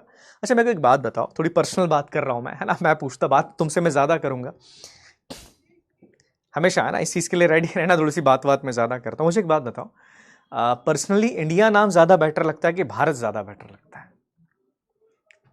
एक बार अपने दिल से पूछो, इंडियंस ज्यादा अच्छा लगता है कि भारत ज्यादा अच्छा लगता है पर्सनली? क्योंकि जब संविधान बन रहा था ना तो इस पे लड़ाई हुई। हमारे देश के बोले क्या नाम, कुछ लोगों ने बोला नहीं अपने देश का नाम इंडिया रखो बिकॉज अंग्रेज रखे गए, कुछ ने बोला नहीं हमारे देश का नाम भारत होना चाहिए बिकॉज हमारी संस्कृति भारत, हम भारतीय हैं, वो ज्यादा बढ़िया साउंड करता है। बट हमने बोला नहीं अब इंडिया रखना पड़ेगा, तो इंडिया हमारे देश का नाम जो ऑप्शनल नेम है वो इंडिया, दैट इज भारत, दोनों ही है। तो तुमको दोनों में से क्या पसंद है ना, बताइए। और नहीं बेटा, संविधान में हिंदुस्तान नाम की कोई जगह नहीं है ना, हिंदुस्तान, उसको संस्कृत में अब हिंदुस्तान कहा जाता है, वो अलग चीज है। वीर सावरकर जी को जब आप पढ़ेंगे ना तो वो समझ में आएगी चीजें। भारत, बिल्कुल सही बात है, भारत एक इमोशन है, मुझे पर्सनली फील होता है। इंडिया ठीक है, देश है, नेशन है, बट भारत एक वो इमोशन आता है। भारत, राजा भारत के नाम पर भारत नाम पड़ा था, है ना, तो मेरे को फील होता है कि भारत में एक इमोशन है। इंडिया में वो इमोशन थोड़ा सा मिसिंग हो जाता है। ठीक है, पर सबका अपना अपना माइंडसेट है यार, तुम्हारा माइंडसेट अलग है, अपना अलग है, ठीक है, जो भी हो, है ना। बट याद रखना कि एक हमारे देश के दोनों ही नाम है, इंडिया भी और भारत भी है, तो इट्स अप टू यू, आपको कौन सा नाम बढ़िया लगता है, पर जो भी हो आपको सेवा देश की करनी, इसलिए कहते हैं भारतीय सेना, ठीक है, भारतीय नेवी। ओके चलिए, ओके, तो देखो इनकी बात इन्होंने क्लियरली बोला, क्या बोला कि भैया विदाउट आउटसाइड इंटरफेरेंस चाहिए, है ना। जो पॉइंट्स पे मैं टिक करता हूं ना बेटा, केवल वो दिमाग में रखने। इन्होंने पहली डिमांड करी विदाउट इंटरफेरेंस, कि बाहर के आदमी का इंटरफेरेंस हमको नहीं चाहिए, केवल भारत के लोग ही भारत का संविधान बनाएंगे। दूसरा इन्होंने क्या बोला, एडल्ट फ्रेंचाइजी। एडल्ट फ्रेंचाइजी का मतलब ये होता है बेटा कि 18 साल से ज्यादा के लोग वोट देंगे। दैट मीन सीधी बात है कि इलेक्शन के द्वारा संविधान सभा का इलेक्शन करवाया जाएगा, या इलेक्शन के द्वारा उन लोगों को चूज किया जाएगा जो देश का संविधान बनाएंगे। ये दो बातें करी किसने? पंडित जवाहरलाल नेहरू जी ने अंग्रेजों से करी। अब अभी भी बताओ, क्या अभी भी अंग्रेज हमारी बात को मानेंगे? मानेंगे कि नहीं मानेंगे? यस और नो बताइए। क्या अभी भी इस टाइम पर अंग्रेज हमारी बात को मान जाएंगे कि हाँ भैया नेहरू जी आपने बोल दिया? बिकॉज उस टाइम तक नेहरू जी बहुत बड़े नेता थे। क्या लगता है अपनी इस बात को मान जाएंगे? यस और नो? इस बात को मानेंगे अंग्रेजों? हमारी इस बात को मान लिया जाएगा? क्या लगता है मान जाएंगे इस बात को कि हाँ ठीक है? अंग्रेजों ने बोलेंगे भैया हाँ ठीक है, नेहरू जी आपने बोल दिया, आपकी इस बात को हम मान लेते हैं। मानेंगे क्या? नहीं मानेंगे, नहीं मानेंगे। देखो क्लियरली अंग्रेजों ने मना कर दिया, बोले आप बोलते रहिए, यू वांट टू से यस से इट, फर्क नहीं पड़ता हमको, फर्क ही नहीं पड़ रहा, बोलते रहिए। आपको लगता है कि आप हम आपकी बात मानेंगे, तो ऐसा हो नहीं सकता है। हमको कोई फर्क नहीं पड़ रहा, आप डिमांड पे डिमांड करो, हम इसको नेग्लेक्ट करते जाएंगे। आप बोलो ये डिमांड है, हम बोलेंगे नहीं मान रहे हम। तो याद रखना यहां पर भी इन डिमांड को माना नहीं जा रहा है, कोई डिमांड नहीं मानी, ठीक है। डिमांड कर दी आपने, नहीं आपके इस डिमांड को नहीं मान रहे, तो याद रखना यहां पर कोई डिमांड नहीं मानेगी। पर क्या होता है, देखो अंग्रेज जो है एक इंसान का स्वभाव होता है। स्वभाव कैसा होता है आप सब शायद इस बारे में जानते हैं, जब किसी को हमारी जरूरत होती है तो वो हमारी हर बात मानता है। हुआ है किसी का तुम्हारे साथ ऐसा? जब किसी को हमारी जरूरत होती तो वो हमारी हर बात मानता है। एग्जाम्पल की बात करें, छोटा एग्जाम्पल बता देता हूं। तुमको तुम्हारी मम्मी से कोई काम है, काम क्या है? मम्मी से चाहिए 50 रुपए, मम्मी 50 रुपए दे दो। क्या करना है 50 रुपए? कुछ गेम बाहर जाके कुछ खा पी के आएंगे। 50 रुपए की डिमांड तुमने मम्मी से करी। अब 50 रुपए तुमको मम्मी से चाहिए, तुम्हारा मोटिव क्या है? मम्मी से 50 रुपए लेना। अब तुम मम्मी की हर बात मानोगे? ये मैं जानता, हर बात उठ जाओगे, जल्दी इधर आओ, दूध लेके आना है, हाँ लेके आ जाएंगे। मम्मी क्या दूध लेके आना? आगे से पूछोगे मम्मी और कोई काम है क्या? मम्मी कुछ करना है, और ये करोगे तुम, करोगे। क्यों करोगे? बिकॉज तुमको जरूरत है उस टाइम पर 50 रुपए की। दैट मीन्स हमारा कुछ नीड है, हमारी कुछ जरूरत है, हमारे इंटेंशन कुछ और है, हमको चाहिए भैया, हमको कुछ एक्स्ट्रा चीज चाहिए, इसलिए हम तुम्हारी यार डिमांड मानते हैं। और लाइफ के अंदर भी देखना, लाइफ के अंदर जो लोग तुम्हारे ज्यादा करीबी है ना, अगर कोई आदमी तुम्हारी हर बात मान रहा है ना, समझ जाओ he needs something from you, कुछ ना कुछ चाहिए उसको। लॉ है, साइकोलॉजिकल लॉ चलते हैं जीवन के अंदर कि अगर कुछ चाहिए तो फिर ये डिमांड है। पर हाँ, एक चीज ऐसी है ना, एक ऐसा है कि भैया, पर दुनिया के अंदर हर रिश्ता जो है, मैं मानता हूं किसी ना किसी नीड्स पे टिका होता है। मैं क्लियरली है ये बात कि हाँ ठीक है, तुमको मुझसे ये चाहिए तो मैं तुमको ये कर दूंगा, बात करना अच्छा लगता है, ये है वो है। पर एक जो माँ का रिश्ता होता है ना बेटा, उसमें बात आती नहीं कहीं भी। तुम्हारी माँ तुम्हारे लिए ऐसी सब कुछ कर देगी, उनको कुछ नहीं चाहिए तुमसे, कुछ भी नहीं चाहिए। तुम उनसे मांगोगे कि ना मम्मी तुम्हारे लिए क्या चलाऊं, क्या चाहिए तुमको? मम्मी बोले अरे मेरे पास सब कुछ है, मेरे को किसी चीज की जरूरत नहीं, सब तो है मेरे पास, बस तू खुश रहना, तू तेरे लिए लेके आ जा। ये देखना, मम्मी की आदत बहुत अच्छी होती। मम्मी पापा भी ऐसी है, अपने लिए कभी कुछ मांगते ही नहीं, कभी नहीं मांगते, कभी भी नहीं मानेंगे, कभी नहीं मांगेंगे। तुम जीवन में कितने भी सक्सेसफुल हो जाओ, कभी मम्मी बोलेगी नहीं कि मेरे लिए बेटा ला देना। मम्मी क्या बोलेगी? नहीं, तेरे लिए लिया, तो ये लेके आ जा तेरे लिए, मेरे को कुछ नहीं चाहिए, मेरे पास तो सब कुछ है। माँ के पास एक साड़ी भी नहीं होगी ना, तभी माँ क्या बोलेगी? बेटा तेरे लिए लेके आ जा, मेरे पास तो सब है। ये सच्चा प्यार होता है। तो बाकी जो तुम भटकते हो ना कई बार लाइफ में, किसी एक वादे के पीछे, किसी ने एक बार कुछ बोल दिया, बकवास है, कुछ नहीं होता है, इट्स नथिंग, कुछ भी नहीं है वो, लिटरली कुछ भी नहीं है वो, कुछ भी नहीं, इसके आगे क्या 1% भी नहीं है। तो दिमाग को थोड़ा खुला रखना जीवन के अंदर, ठीक है? वो माँ ऐसी है, जब तुम जीवन में हार जाओगे ना, सब कुछ खो दोगे, कुछ भी नहीं होगा तुम्हारे पास, तब भी केवल माँ एक ऐसी होती है बेटा जो बोलेगी कि मैं तुम्हारे साथ हूं।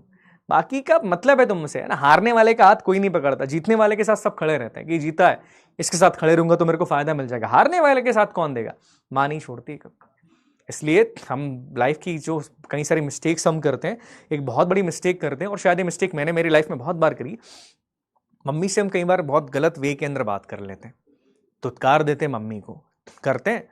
मम्मी हमारे लिए खाना लेके आई, क्या बना दिया ये तुमने, ये बनाना था क्या, ये खाऊंगा मैं, कितनी मिर्ची डाल दी है, क्या परेशान करती रहती हो बार बार।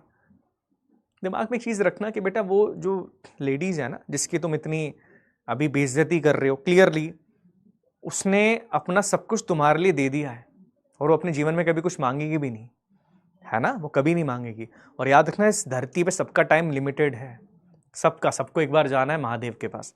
तो जब तक जो इंसान तुम्हारे पास है ना, उसकी कदर करो, उससे प्यार से बात कर लो। तुम्हारी माँ को तुमसे कुछ नहीं चाहिए, कुछ भी नहीं चाहिए, केवल ये चाहिए कि तुम उनसे प्यार से बात कर लो अच्छे से। वो उसमें खुश हो जाएगी कि देखो मेरे बच्चे ने मेरे से प्यार से बात कर ली, क्योंकि नहीं होता है, उनसे बाहर नहीं करते हैं लोग।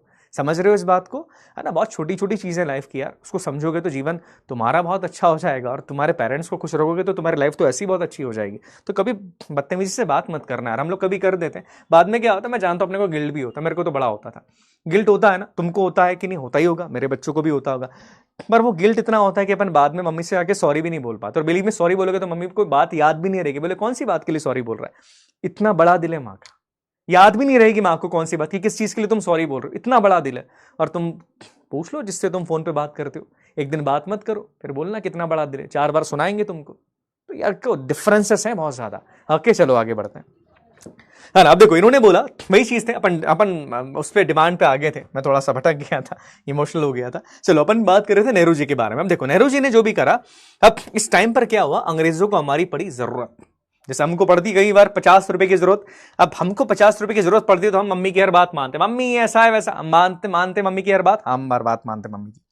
वैसी चीज यहां पर भी थी कि अंग्रेजों को जब हमारी जरूरत पड़ी, ध्यान से मेरी बात सुनिएगा, जब अंग्रेजों को हमारी जरूरत पड़ी तो अंग्रेजों ने हमारे डिमांड को मानने के लिए हाँ भर दी। हमारी डिमांड क्या थी? देखो हमारी डिमांड ये थी कि भैया संविधान सभा का निर्माण करो, और संविधान सभा देश का संविधान बनाने का काम करेगी, ये हमारी डिमांड यहां पर थी। अब उस टाइम पर होता है कि अंग्रेजों को हमारी जरूरत पड़ी सेकंड वर्ल्ड वॉर में। सेकंड वर्ल्ड वॉर दुनिया का बहुत बड़ा वॉर है, आपने सुना है इसके बारे में, ऑब्वियसली सुना होगा सेकंड वर्ल्ड वॉर के बारे में। 1939 से लेकर 1945 तक इस देश में सेकंड वर्ल्ड वॉर चला। अब मैं अपने देश के बारे में बात क्यों कर रहा हूं? क्योंकि हमसे बिना पूछे अंग्रेजों ने, हमसे पूछा नहीं, हमसे बिना पूछे अंग्रेजों ने हमको सेकंड वर्ल्ड वॉर में धकेल दिया। बोले भैया तुम भी आज से वर्ल्ड वॉर के अंदर हो, हमारे सोल्जर्स को रिक्रूट करा और बोला तुम लड़ो हमारे देश के लिए। अब सेकंड वर्ल्ड वॉर में अंग्रेजों को पता था कि बिना भारतीयों की सहायता से, बिना इंडियन सोल्जर्स के बिना ये लोग वॉर जीत ही नहीं सकते, बिकॉज इनके अंदर करेज नहीं था।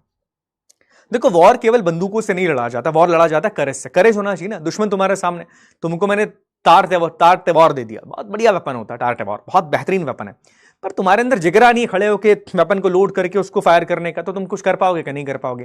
बट भारतीयों के अंदर ये चीज नहीं थी। इंडियन सोल्जर्स की खासियत शुरुआत से रही है, जो आप कहीं भी जाओगे तो पूछोगे, हम लोग अपने सम्मान को लेकर चलते हैं। हम कहते हैं कि लाइफ चली जाए कोई फर्क नहीं पड़ता, सम्मान नहीं जाना चाहिए, है ना। हम राजस्थान में, मेरी दादी जी हमेशा एक चीज कहती थी, राजस्थान के अंदर, मैं आई एम फ्रॉम राजस्थान, एक हमेशा चीज कहते हैं, पागरी लाज राखनी है, पागरी लाज राखनी है, जो पकड़ी उसकी लाज रखनी है। मतलब बाकी जीवन कुछ नहीं है, सर कट जाएगा चल जाएगा, गिर जाएंगे कोई इशू नहीं, मर जाएंगे फर्क नहीं पड़ता, मरना सबको है, पग की लाज रखनी है, पागरी लाज राखनी है, कुछ भी हो जाए, कहीं भी बह जाए, है ना, पाग सबसे बड़ी वो है। तो ये चीज याद रखना, ये चीज अपने अंदर, अपने खून में, अंदर से, भारतीयों के खून के अंदर है। ये चीज अंग्रेज जानते थे कि यार भारतीय सैनिक है ना, लड़ते लड़ते मर जाएगा पर ये पीछे नहीं आएगा। ये ब्रिटिशर्स तो पीछे हट जाते थे, सोल्जर्स थोड़े से आगे पीछे हट गए, अपन पीछे नहीं हटते, मरेंगे मारेंगे, बात खत्म हो जाती थी। अब यहां पर जब ये चीज थी तो इनको पता था कि बिना भारतीयों की सहायता के हम लड़ ही नहीं सकते। और इंडियंस को अपने सपोर्ट में करना है तो किस पार्टी को खुश करना पड़ेगा? कांग्रेस को। सीधी बात है ना, कांग्रेस को खुश करना पड़ेगा। क्यों कांग्रेस को खुश करना पड़ेगा? क्यों खुश करना पड़ेगा? क्योंकि कांग्रेस के कहने पर ही उस टाइम पर पूरा भारत चलता था। कांग्रेस ने बोल दिया अगर भारतीयों को कि अंग्रेजों के लिए मत लड़ो, तो अंग्रेजों के लिए वो नहीं लड़ेंगे। कांग्रेस ने बोल दिया कि चलो लड़ लो, तो वो लड़ लेंगे। अब इस बात को अंग्रेज बहुत बढ़िया तरीके से जानते थे, तो हमको थोड़ा खुश करने के लिए कि हम उनके इस डिमांड को मान ले, हम वर्ल्ड वॉर सेकंड में उनका साथ दे दें, अंग्रेजों ने हमारे सामने कह सकते हैं कि एक ऑफर रखा। इस ऑफर का नाम है अगस्त ऑफर। याद रखिएगा, ऑफर का क्या नाम था? अगस्त ऑफर था। 1940 में अगस्त ऑफर भारत में आया, मतलब हम भारतीयों को ऑफर दिया गया अंग्रेजों के द्वारा। अब ये ऑफर जब ये ऑफर भारत के अंदर हम लोगों को दिया गया, इस टाइम पर भारत के वायसराय थे, वायसराय लिन लिथिंगो। वायसराय का मतलब क्या होता है बेटा? जैसे आज प्रेसिडेंट है ना, वैसे उस टाइम पर ब्रिटिश गवर्नमेंट का जो सबसे बड़ा रिप्रेजेंटेटिव भारत के अंदर होता था, उसे वायसराय कहा जाता था। इसके बारे में बात करेंगे अपन। अब ये ऑफर हमारे पास में आया। अब देखो, अपनी तो दो ही डिमांड है, हमारी दो ही डिमांड थी। पहली डिमांड हमारी क्या थी? हमारी पहली डिमांड थी कि हमको चाहिए कंप्लीट फ्रीडम, हमको चाहिए आजादी, हमारे देश से निकलो, भागो तुम, हमको चाहिए पूरी कंप्लीट फ्रीडम। दूसरी डिमांड हमारी ये थी कि देखो, हमको संविधान बनाना है देश का, तो संविधान बनाने के लिए तुम संविधान सभा का निर्माण करो, और संविधान सभा का निर्माण करने के लिए देश में करवाओ इलेक्शंस। अब जब ये ऑफर हमारे सामने आया तो इन्होंने हमारी पहली डिमांड तो ठुकरा दी। पहली डिमांड कौन सी थी हमारी? हमारी पहली डिमांड थी कि हमको क्या चाहिए? हमको चाहिए कंप्लीट इंडिपेंडेंस। इन्होंने बोला नहीं साहब, हम कंप्लीट इंडिपेंडेंस तो आपको नहीं देंगे। क्लियरली बोला, बिकॉज हमको चाहिए था, हमको चाहिए कंप्लीट इंडिपेंडेंस। इन्होंने बोला नहीं साहब, हमको कंप्लीट इंडिपेंडेंस नहीं देंगे, हम तो नहीं दे सकते, हम ये नहीं देंगे। हम आपको कंप्लीट इंडिपेंडेंस की जगह देंगे डोमेनियन स्टेटस। क्या मतलब होता है इसका, किसी को पता है? हमारी कंप्लीट इंडिपेंडेंस की डिमांड को तो ठुकरा दिया उन्होंने। बोला नहीं साहब, कंप्लीट इंडिपेंडेंस तो आपको नहीं दे रहे, वो तो नहीं दे सकते आपको, उसको तो भूल जाओ आप। हम आपको देंगे डोमेनियन स्टेटस। क्या मतलब है बेटा डोमेनियन स्टेटस का? What is the meaning of dominion status? बताओ बेटा, बात करते हैं इस बारे में। प्रिंस चिंता मत करो। What is the meaning of dominion status? बताइए बेटा, बताओ बताओ, जल्दी बताओ, क्या मतलब है, क्या मतलब है इसका?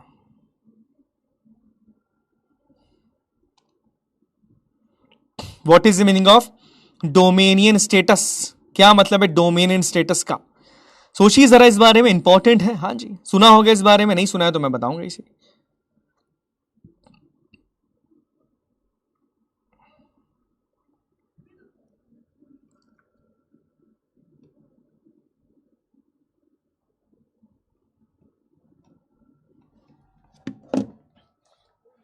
बिल्कुल सही। देखो, डोमिनेंट स्टेटस का मतलब क्या होता है? आधी आजादी, हाफ इंडिपेंडेंस। इसका मतलब क्या होता है, मैं आपको एग्जांपल के थ्रू बताता हूं। इससे अपना देश, प्यारा देश भारत है, भारत है, इनका कहना यह होता है कि देखो, हम आपका देश छोड़ के चले जाएंगे।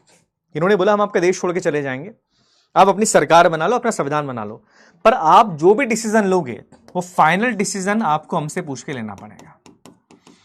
मतलब इन्होंने क्लियरली कहा कि आप हमारे अंडर ही राज कर सकते हो, आपको ब्रिटिश क्वीन को मानना पड़ेगा, आप क्वीन के आगे झुकोगे, और आप जो भी डिसीजन लोगे फाइनल डिसीजन हम लेंगे। फॉर एग्जांपल की बात करें, मान लो हमने डिसीजन लिया कि भैया टुकड़े के ऊपर हमला करना है, टुकड़ा समझ गए ना, उस पर हमला तो क्या ही करना है ऐसी, फिर भी मान लो हमने डिसीजन लिया कि टुकड़े पे हमला करना है, पाकिस्तान पे हमला करना है। अब ये डिसीजन अपन खुद नहीं ले सकते, अपने को फाइनल अप्रूवल किससे लेना पड़ेगा? ब्रिटेन से लेना पड़ेगा। हमने हमारे देश में कानून बना लिया कि भारत में सारे बच्चों को फ्री में एजुकेशन प्रोवाइड की जाएगी। अब ये अपने देश की सरकार ने कानून बना लिया, पर ये कानून देश में लागू नहीं होगा। कानून कब लागू होगा? जब अप्रूवल कौन दे देगा? ब्रिटिश गवर्नमेंट ये अप्रूवल आपको दे देगी, तब जाके कानून देश के अंदर लागू होगा। इसे कहा जाता है डोमिनियन स्टेटस। आई बात समझ में? क्लियर हो गया? अब समझ में आ गया what is meaning of dominion status? हाँ, कि आप फाइनल अथॉरिटी नहीं होंगे, फाइनल अथॉरिटी होगी ब्रिटिश गवर्नमेंट। ये डिसाइड करेगी कि आपको क्या करना है क्या नहीं करना है। भले डिसीजन ले लो पर भैया फाइनल परमिशन तो यहीं पर देंगे, है ना। कि एग्जाम्पल की बात की जाए, परमिशन ले लो मम्मी से कि पिकनिक पे जाना है, फाइनल परमिशन तो पापा ही दे रहे हैं। पापा ने बोला हाँ तो हाँ, ना तो ना, फिर कुछ नहीं कर सकते तुम। फिर 10 अप्रूवल लेके आ जाओ, फर्क नहीं पड़ता, पापा ने ना बोल दिया, बात खत्म। सेम चीज यहां पर भी थी। आई बात समझ में? तो यहां पर इन्होंने बात कर दी डोमिनियन स्टेटस की। और पता है क्या बोल रहे हैं लोग, दिमाग इनका देखो, ये कहते हैं कि हमारा डिफेंस, हमारी आर्मी, हमारा फाइनेंस, हमारा पैसा, ये सारे का सारा इनके कंट्रोल में होगा। ये बोल रहे हैं लोग, अंग्रेज बोल रहे हैं कि भैया आपका जो डिफेंस है, आपका जो पैसा है, होम फाइनेंस मिनिस्ट्री है आपकी, वो हमारे कंट्रोल में रहने वाली है। अब बताओ क्या इस तरह की डिमांड को हम एक्सेप्ट करेंगे? बट एक चीज याद रखना, इस टाइम पर पहली बार इन्होंने हमारी उस डिमांड को माना था। कौन सी? कि यहां संविधान सभा का निर्माण आप कर लो। तो पहली बार संविधान सभा के निर्माण की डिमांड को अंग्रेजों ने अगस्त ऑफर के अंदर मान लिया था। हालांकि अपन इस ऑफर को माना नहीं, पर अंग्रेजों ने पहली बार हमारे इस डिमांड को माना, जो अपन कर रहे थे ना इतने टाइम से कि भैया संविधान सभा का निर्माण करो, इलेक्शंस करवाओ। पहली बार इन्होंने इस डिमांड को मान लिया था अगस्त ऑफर के अंदर। पर जो दूसरी हमारी डिमांड थी, कंप्लीट इंडिपेंडेंस की, इस डिमांड को इन्होंने रिजेक्ट कर दिया। बोले नहीं, कोई कंप्लीट इंडिपेंडेंस आपको नहीं मिलने वाली। अब क्या लगता है, हमने इस तरह की डिमांड को माना होगा, यस और नो? क्या लगता है हमारे जो नेता है उस टाइम के, बड़े बड़े, कितने भी बड़े नेता हो, क्या हमने इस डिमांड को माना होगा, यस और नो? क्या लगता है, मानेंगे डिमांड को? क्या लगता है बताओ? कंप्लीट इंडिपेंडेंस चाहिए, ये हमको चाहिए पूरी रोटी, आधी रोटी दे रहे, बोले आधी रोटी ले लो। क्या लगता है?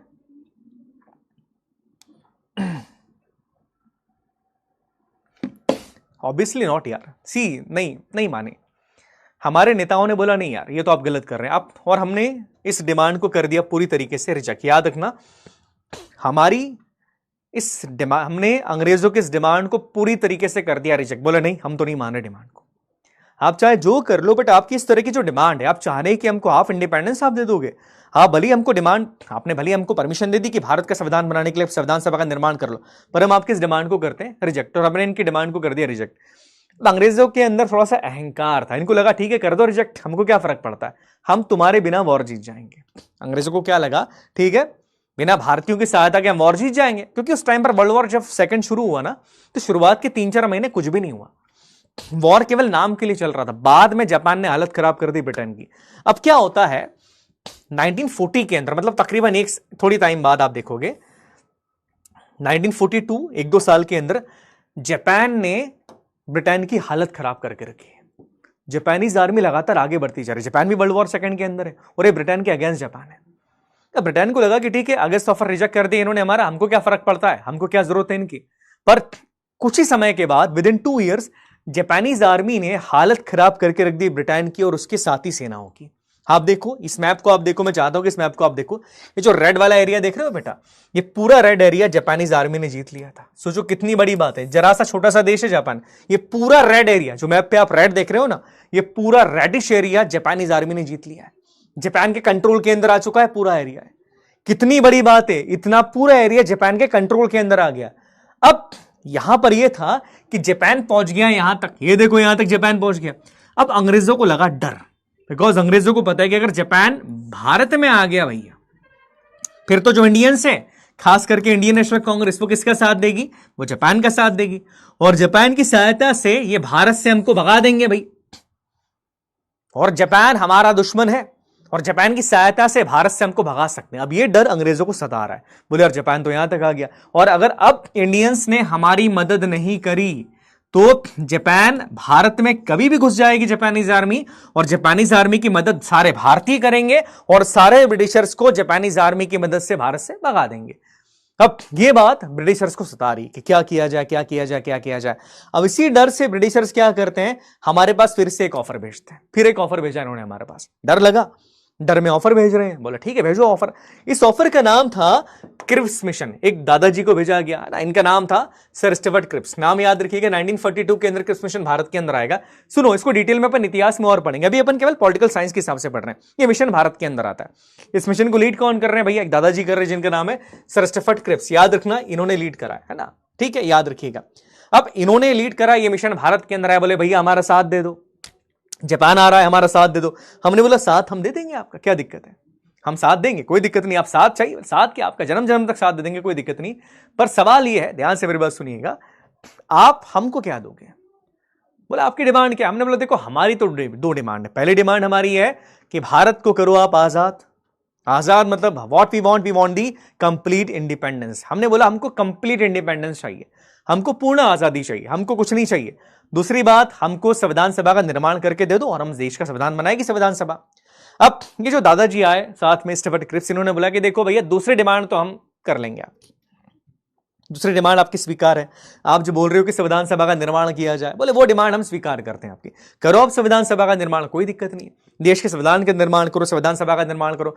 आपकी दूसरी डिमांड तो हम करते हैं पूरी तरीके से स्वीकार, पर आपकी जो पहली डिमांड है, आप जो डिमांड कर रहे हो कंप्लीट इंडिपेंडेंस की, बोले वो तो हम पूरी नहीं कर सकते।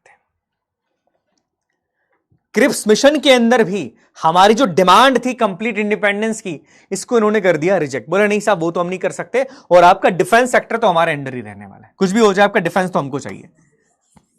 और इसके साथ इन्होंने एक नई बात करी जो हम भारतीयों को चुभ गई।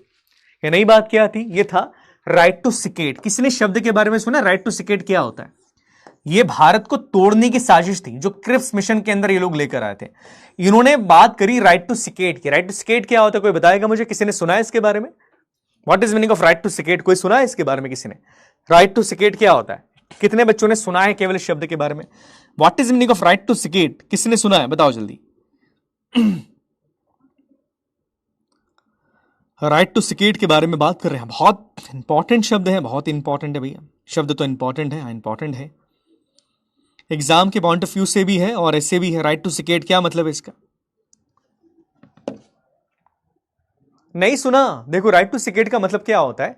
राइट टू सिकेट का मतलब होता है अपने आप को भारत से अलग करने का अधिकार। इसमें क्या बोला इन्होंने, अंग्रेजों ने क्या बोला?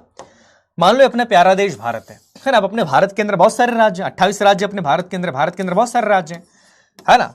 बहुत सारे राज्य। इन्होंने क्या बोला, अंग्रेजों ने बोला कि देखिए अगर भारत का कोई राज्य भारत से अलग होना चाहता है, मान लीजिए भारत का कोई स्टेट है भारत से अलग होना चाहता है, तो ये अपने राज्य में वोटिंग करवा के अपने आप को भारत से अलग कर सकता है। राइट टू सिकेट का मतलब था कि राज्यों को भारत से अलग होने का अधिकार देना, जैसे आज कर रहे हैं। खालिस्तान की डिमांड की जा रही है साहब, की जा रही है। ये राज्य को अलग करने के बारे में बात कर रहे हैं कि हर भारत के राज्य को, हर राज्य के पास ये अधिकार होगा कि अगर वो जब चाहे अपने आप को भारत से अलग कर सकता है। राइट टू सिकेट इसे कहा जाता है। सोचिए कितना खतरनाक चीजें लेके आए थे। मतलब इन्होंने पूरी चाल चल रही थी कि भैया भारत को तो तोड़ के रहेंगे। तो क्लियरली बात है, राइट टू सिकेट की बात पे हम लोगों का दिमाग घूम गया। बोले क्या बात कर रहे हो, भारत को तोड़ने की बात कर रहे हो? यहां पर आप अधिकार दे रहे हो कि भैया भारत का जो आदमी है वो भारत को, क्या है ये? मतलब आप कैसी बात कर रहे हो? भारत से अलग होने का अधिकार भारत के हर राज्य को दे दिया इन्होंने। बोले ये आप मान लेंगे? अगर इस प्लान को अपन ने मान लिया तो राइट टू सिकेट इसके अंदर दिया जाएगा। तो देखो पहली बात तो हम इसी पे गुस्सा थे कि इन्होंने डोमिनेंट स्टेटस की बात करी, हमने बोला नहीं ये हमको नहीं चाहिए। दूसरी बात, इन्होंने जब बात करी राइट टू सिकेट के बारे में, ठीक है, इससे भारत के सारे नेता बहुत नाराज हो गए। बोले तो आपने बहुत ओछी बात कर दी, ये आप क्या बात कर रहे हो, ये कैसी बात कर रहे हो, ये तो बड़ी ओछी बात आपने कर दी। अरे भारत से अलग होने का अधिकार आप भारत के राज्य को कैसे दे सकते हो? कैसे, मतलब अलग होने की बात कैसे कह सकते हो? और यहां पर एक बहुत बढ़िया डायलॉग यहां पर दिया जाता है ना, गांधी जी के द्वारा। वो डायलॉग था the post dated cheque. Post dated cheque का मतलब होता है कि भैया ऐसा चेक जिसकी तारीख निकल गई है। इसमें क्या था कि इन लोगों ने कहा था कि आपको हम डोमिनेंट स्टेटस तब देंगे जब हमारा देश, जब हम वर्ल्ड वॉर सेकंड जीत जाएंगे। अभी आपको आजाद नहीं करेंगे, अभी आपको डोमिनेंट स्टेटस भी नहीं दे रहे। हम कब देंगे डोमिनेंट स्टेटस? जब हम वर्ल्ड वॉर सेकंड जीत जाएंगे। क्या बोला इन्होंने? कि जब हम वर्ल्ड वॉर सेकंड जीत जाएंगे ना, तब जाकर हम आजादी देंगे। आई बात समझ में? क्लियर हो गया? क्लियर है? ओ भाई कौन है ये? बेटा शिवांगी से बात बाद में कर लेना, पहले पढ़ाई कर लो, ठीक है? ये जरूरी है। Discussion I am agree with you. और भाई पहले पढ़ाई कर लो, ये जरूरी है, ठीक है? याद रखो एग्जाम बहुत ब्रूटल है। इंडिया का पेपर इस बार बड़ा खतरनाक आया था। अभी जब रिजल्ट आया ना तो अच्छे अच्छे बच्चों का एग्जाम में नहीं निकला है। समझो इस चीज के बारे में। तो मैं फिर बोल रहा हूं कि जस्ट डू इट, मेहनत करो अच्छे से, गड़बड़ मत करो। ये बातचीत करने के चक्कर में ही नैया डूबती है, इस बात को दिमाग में रखना, ठीक है? अपना अपना देख लो पहले काम कि मैं एग्जाम निकाल पा रहा हूं कि नहीं निकाल पा रहा हूं। उसके बाद आप चीजें करते रहना।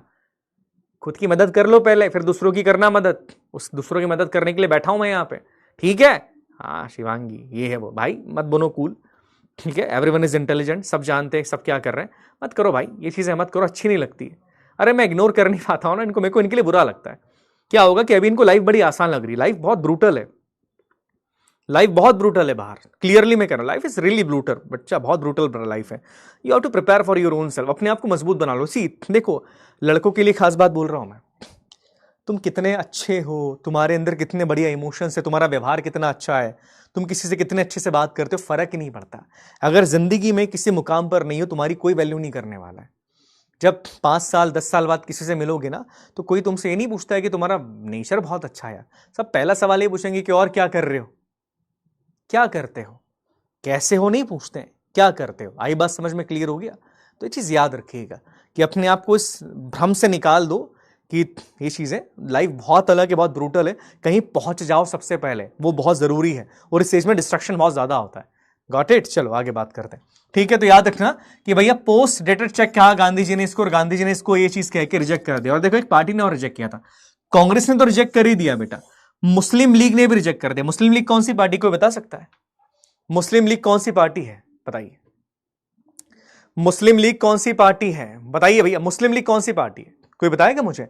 मुस्लिम लीग वो पार्टी है जिसने टुकड़े की डिमांड करी थी। टुकड़ा समझ जाया करो, मेरे को तो उसका नाम लेना भी पसंद नहीं है, नाम लो तो दिन खराब हो जाता है उसका, लिटरली मैं नाम भी नहीं लेता, इसलिए मैंने एक बार नाम लिया। वो टुकड़े की डिमांड करी थी इस पार्टी ने, ठीक है, और इस पार्टी के हेड थे मोहम्मद अली जिन्ना, सुना होगा जिन्ना के बारे में। तो टुकड़े की डिमांड करने वाली पार्टी, इसने भी रिजेक्ट कर दिया, बोले हमको भी ये मंजूर नहीं। इनसे हालांकि पूछा ही नहीं था, फिर भी पूछा कि नहीं हमको, अरे भैया तुमसे पूछ कौन रहा, फिर भी इसने बोला नहीं हमको भी मंजूर नहीं। तो याद रखना, मुस्लिम लीग ने और कांग्रेस दोनों ने अगस्त ऑफर को रिजेक्ट कर दिया था, याद रखना, दोनों ने इस ऑफर को रिजेक्ट किया। आई बात समझ, माफ कीजिएगा, क्रिप्स मिशन को कब आया है? 1942 के अंदर। यहां तक क्लियर हो गया बच्चा, समझ में आ गया? यहां तक क्लियर हो गया? क्लियर हो गया? ठीक है, अब अपन अपने माइंड मैप को थोड़ा आगे बढ़ाते हैं। ठीक है, माइंड मैप को आगे बढ़ाएं। ओके, रिवीजन के लिए करवा रहा हूं। एम एन रॉय साहब के बाद हमने कहां तक पहुंच गए थे बेटा? एम एन रॉय के साथ साहब के बाद हमने देखा कि 1935 में कौन डिमांड करती है? Indian national Congress official demand कर देगी, याद आ गया। उसके बाद हमने देखा कि 1938 में कौन आते हैं? जवाहरलाल नेहरू। ये दो बातें बोलेंगे क्या? कि संविधान सभा में जितने भी लोग हैं वो सारे के सारे कैसे होने चाहिए? भारतीय होने चाहिए। और दूसरी बात इन्होंने क्या बोली कि जितने भी लोग आएंगे वो सारे के सारे इलेक्टेड होंगे, याद आ गया? हाँ देखो, ठीक है। उसके बाद हमने बोला कि वर्ल्ड वॉर सेकंड शुरू हो गया, और वर्ल्ड वॉर सेकंड शुरू होने के बाद अंग्रेजों ने हमारे सामने क्या भेजा? 1940 में अंग्रेजों ने हमारे सामने भेजा कौन सा ऑफर बेटा? अगस्त ऑफर भेजा। अगस्त ऑफर के अंदर इन्होंने किस बारे में बात करी? इन्होंने बात करी डोमिनियन स्टेटस के बारे में। बट हाँ, इसमें एक चीज बहुत अच्छी हुई कि पहली बार इन्होंने हमारी संविधान बनाने की डिमांड को एक्सेप्ट किया था, तो ये चीज याद रखिएगा। उसके बाद हमने देखा कि 1942 में हमने जब इनकी डिमांड को नहीं माना, तो 1942 में इन्होंने कौन सा मिशन भेजा? 1942 में इन्होंने भेजा कौन सा मिशन? क्रिप्स मिशन भारत के अंदर आता है, और इस मिशन को भी हमने क्या कर दिया? रिजेक्ट कर दिया कि भैया हमको नहीं चाहिए। आई बात समझ में आ गया? क्लियर हो गया? तो यही माइंड मैप का जलवा होता है, यही माइंड मैप की कहते हैं कि आप माइंड मैप जितना करोगे उतना बढ़िया आपके एग्जाम के लिए रहता है। क्लियर हो गया बच्चा? क्लियर हो गया बेटा? अपन बात करेंगे उस मैप के बारे में। जेएनके की कहानी बहुत बड़ी है, जेएनके का इतिहास पहले समझना पड़ेगा आपको। जेएनके लद्दाख का इतिहास बहुत बढ़िया है, उसको समझना पड़ेगा, तब उसकी प्रॉब्लम समझोगे आप। क्लियर हो गया बच्चा? है ना? तो देखो जैसे जैसे समझते जाएंगे ना वैसे चीजें क्लियर होती जाएंगी। क्लियर हो गया है ना? अब एक लास्ट पॉइंट के ऊपर अपन और आ जाते हैं। देखो फिर क्या होता है, क्रिप्स मिशन हो गया, अगस्त ऑफर हो गया। अब उसके बाद ये होता है कि जैसे तैसे अंग्रेज वर्ल्ड वॉर सेकंड जीत गए। पता है कि नहीं आपको? हाँ, वर्ल्ड वॉर सेकंड अंग्रेज जीत जाते जैसे तैसे, बड़ी मुश्किल से जीते, हिटलर नहीं तो खत्म ही कर देता इनको, पर वर्ल्ड वॉर सेकंड अंग्रेज जैसे तैसे जीत जाते हैं। अब जैसे ही वर्ल्ड वॉर सेकंड खत्म हो जाता है तो क्या होता है, ब्रिटेन में सरकार चेंज होगी। ब्रिटेन में एक नई पार्टी की सरकार बनी, जिससे अपने यहाँ पर बहुत सारी पार्टीज है, कांग्रेस है, बीजेपी है, वैसे ब्रिटेन में एक नई पार्टी की सरकार बनी जिस पार्टी का नाम था लेबर पार्टी। और उस पार्टी के अंदर प्राइम मिनिस्टर बने क्लेमेंट एटली, ये प्राइम मिनिस्टर बने, याद रखिएगा ब्रिटिश प्राइम मिनिस्टर थे। जैसे प्राइम मिनिस्टर बने इनके ऊपर बड़ा प्रेशर था। प्रेशर क्या था कि भैया भारत को आजाद करना है, कुछ भी करके भारत को आजाद करो, कुछ भी करो पर भारत को आजाद करो। प्रेशर कहां से पड़ रहा है पता है? प्रेशर एक ऐसा व्यक्ति बना रहा है इनके ऊपर एक्सटर्नली जिसने भारत को पहले ही छोड़ दिया था। एक ऐसा व्यक्ति जो पहले कांग्रेस के अंदर थे पर कांग्रेस की विचारधारा उनकी विचारधारा से बहुत अलग थी। एक ऐसा व्यक्ति जिसने अपने खुद के दम पे एक पूरी आर्मी खड़ी कर दी, पूरी फौज खड़ी कर दी अपने दम पे। एक ऐसा व्यक्ति जिनको अपने देश के कुछ ऐसे नेताओं ने ठुकरा दिया था, बोले ये बड़े एग्रेसिव आदमी है। एक ऐसा व्यक्ति जो अंग्रेजों की नजर से बच के सिंगापुर, अफगानिस्तान, जापान, इस कंट्रीज के अंदर चला गया।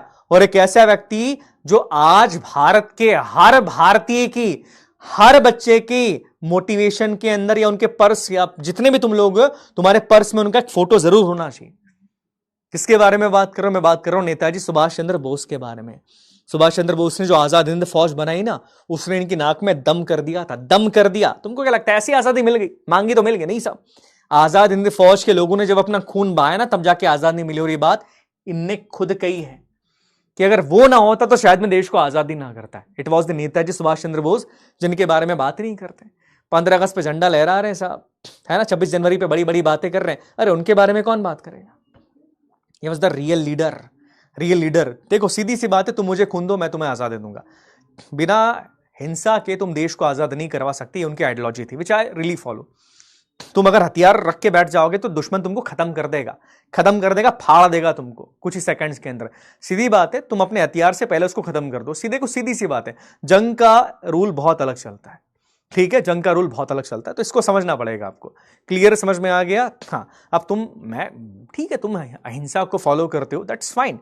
फिर जब एनिमी तुम्हारे सामने है तो हथियार लग के बैठ जाना, उसको समझाने जाना कि नहीं आतंकवाद गलत है, तुम ये गलत कर रहे हो, है ना। जब तक तुम हथियार रखोगे ना, तब तक वो तुमको ठोक देगा और तुम पता नहीं कहां पहुंच जाओगे। तो कई बार क्या होता है, हिंसा समटाइम्स इंपॉर्टेंट। और जब मैं बात करता हूं महाभारत के बारे में, महाभारत में युद्ध की बात की गई है। श्री कृष्ण तो भगवान थे ना श्री कृष्ण। दुर्योधन को समझाने की कोशिश करी, ये दुर्योधन मत लड़ युद्ध, ये 5 गांव दे दे पांडवों को। अरे जब दुर्योधन को भगवान नहीं समझा पाए तो हिंसा करनी पड़ गई, तो तुम कहां से समझा दोगे किसी को? बिना हिंसा के कुछ हो पाएगा क्या? रामायण के अंदर प्रभु श्री राम ने अपने दूत को भेजा, किसको भेजा? प्रभु अंगद जी को भेजा। अंगद जी ने कितने प्यार से रावण से बोला कि नहीं रावण छोड़ दो मां सीता को। हनुमान जी को भेजा। फर्क कब पड़ा? जब वॉर लड़ा। तो war is important, it's necessity. तो ये वाली बात जो होती है ना, उसको दिमाग से थोड़ा निकाल दिया करना, ठीक है। समटाइम इट्स इंपॉर्टेंट, डू और डाई, बिल्कुल सही बात है। और आप तो फौज की तैयारी कर रहे हो भैया, तो फिर तो जरूरी है। और सीधी बात है, देखो शास्त्र के साथ शस्त्र का ज्ञान होना अत्यंत आवश्यक होता है। Got my point? समझ में आ गया, है ना। चलिए ठीक है बेटा, आज अपन इतना ही करते हैं, है ना। फिर अपन एटली भाई साहब की कहानी को कल आगे ले जाएंगे। आई होप आज के लिए इतना सही है। समझ में आ गई चीजें? समझ में आ गया? समझ में आएगी हो कि नहीं आएगी? समझी गए हो? मतलब समझ गए? चलिए ठीक है। चलो आई होप मेरे सारे बच्चों को समझ में आ गया होगा, है ना। देखो मैं किसी से बैर नहीं है मेरा, किसी को खराब नहीं बोल रहा हूं मैं, अपना माइंडसेट है, मैं इतिहास और रियल चीजें आपको बताने की कोशिश करता हूं। चलिए ठीक है बेटा, अपना ध्यान रखिएगा। तब तक के लिए जय हिंद, जय भारत, भारत माता की जय।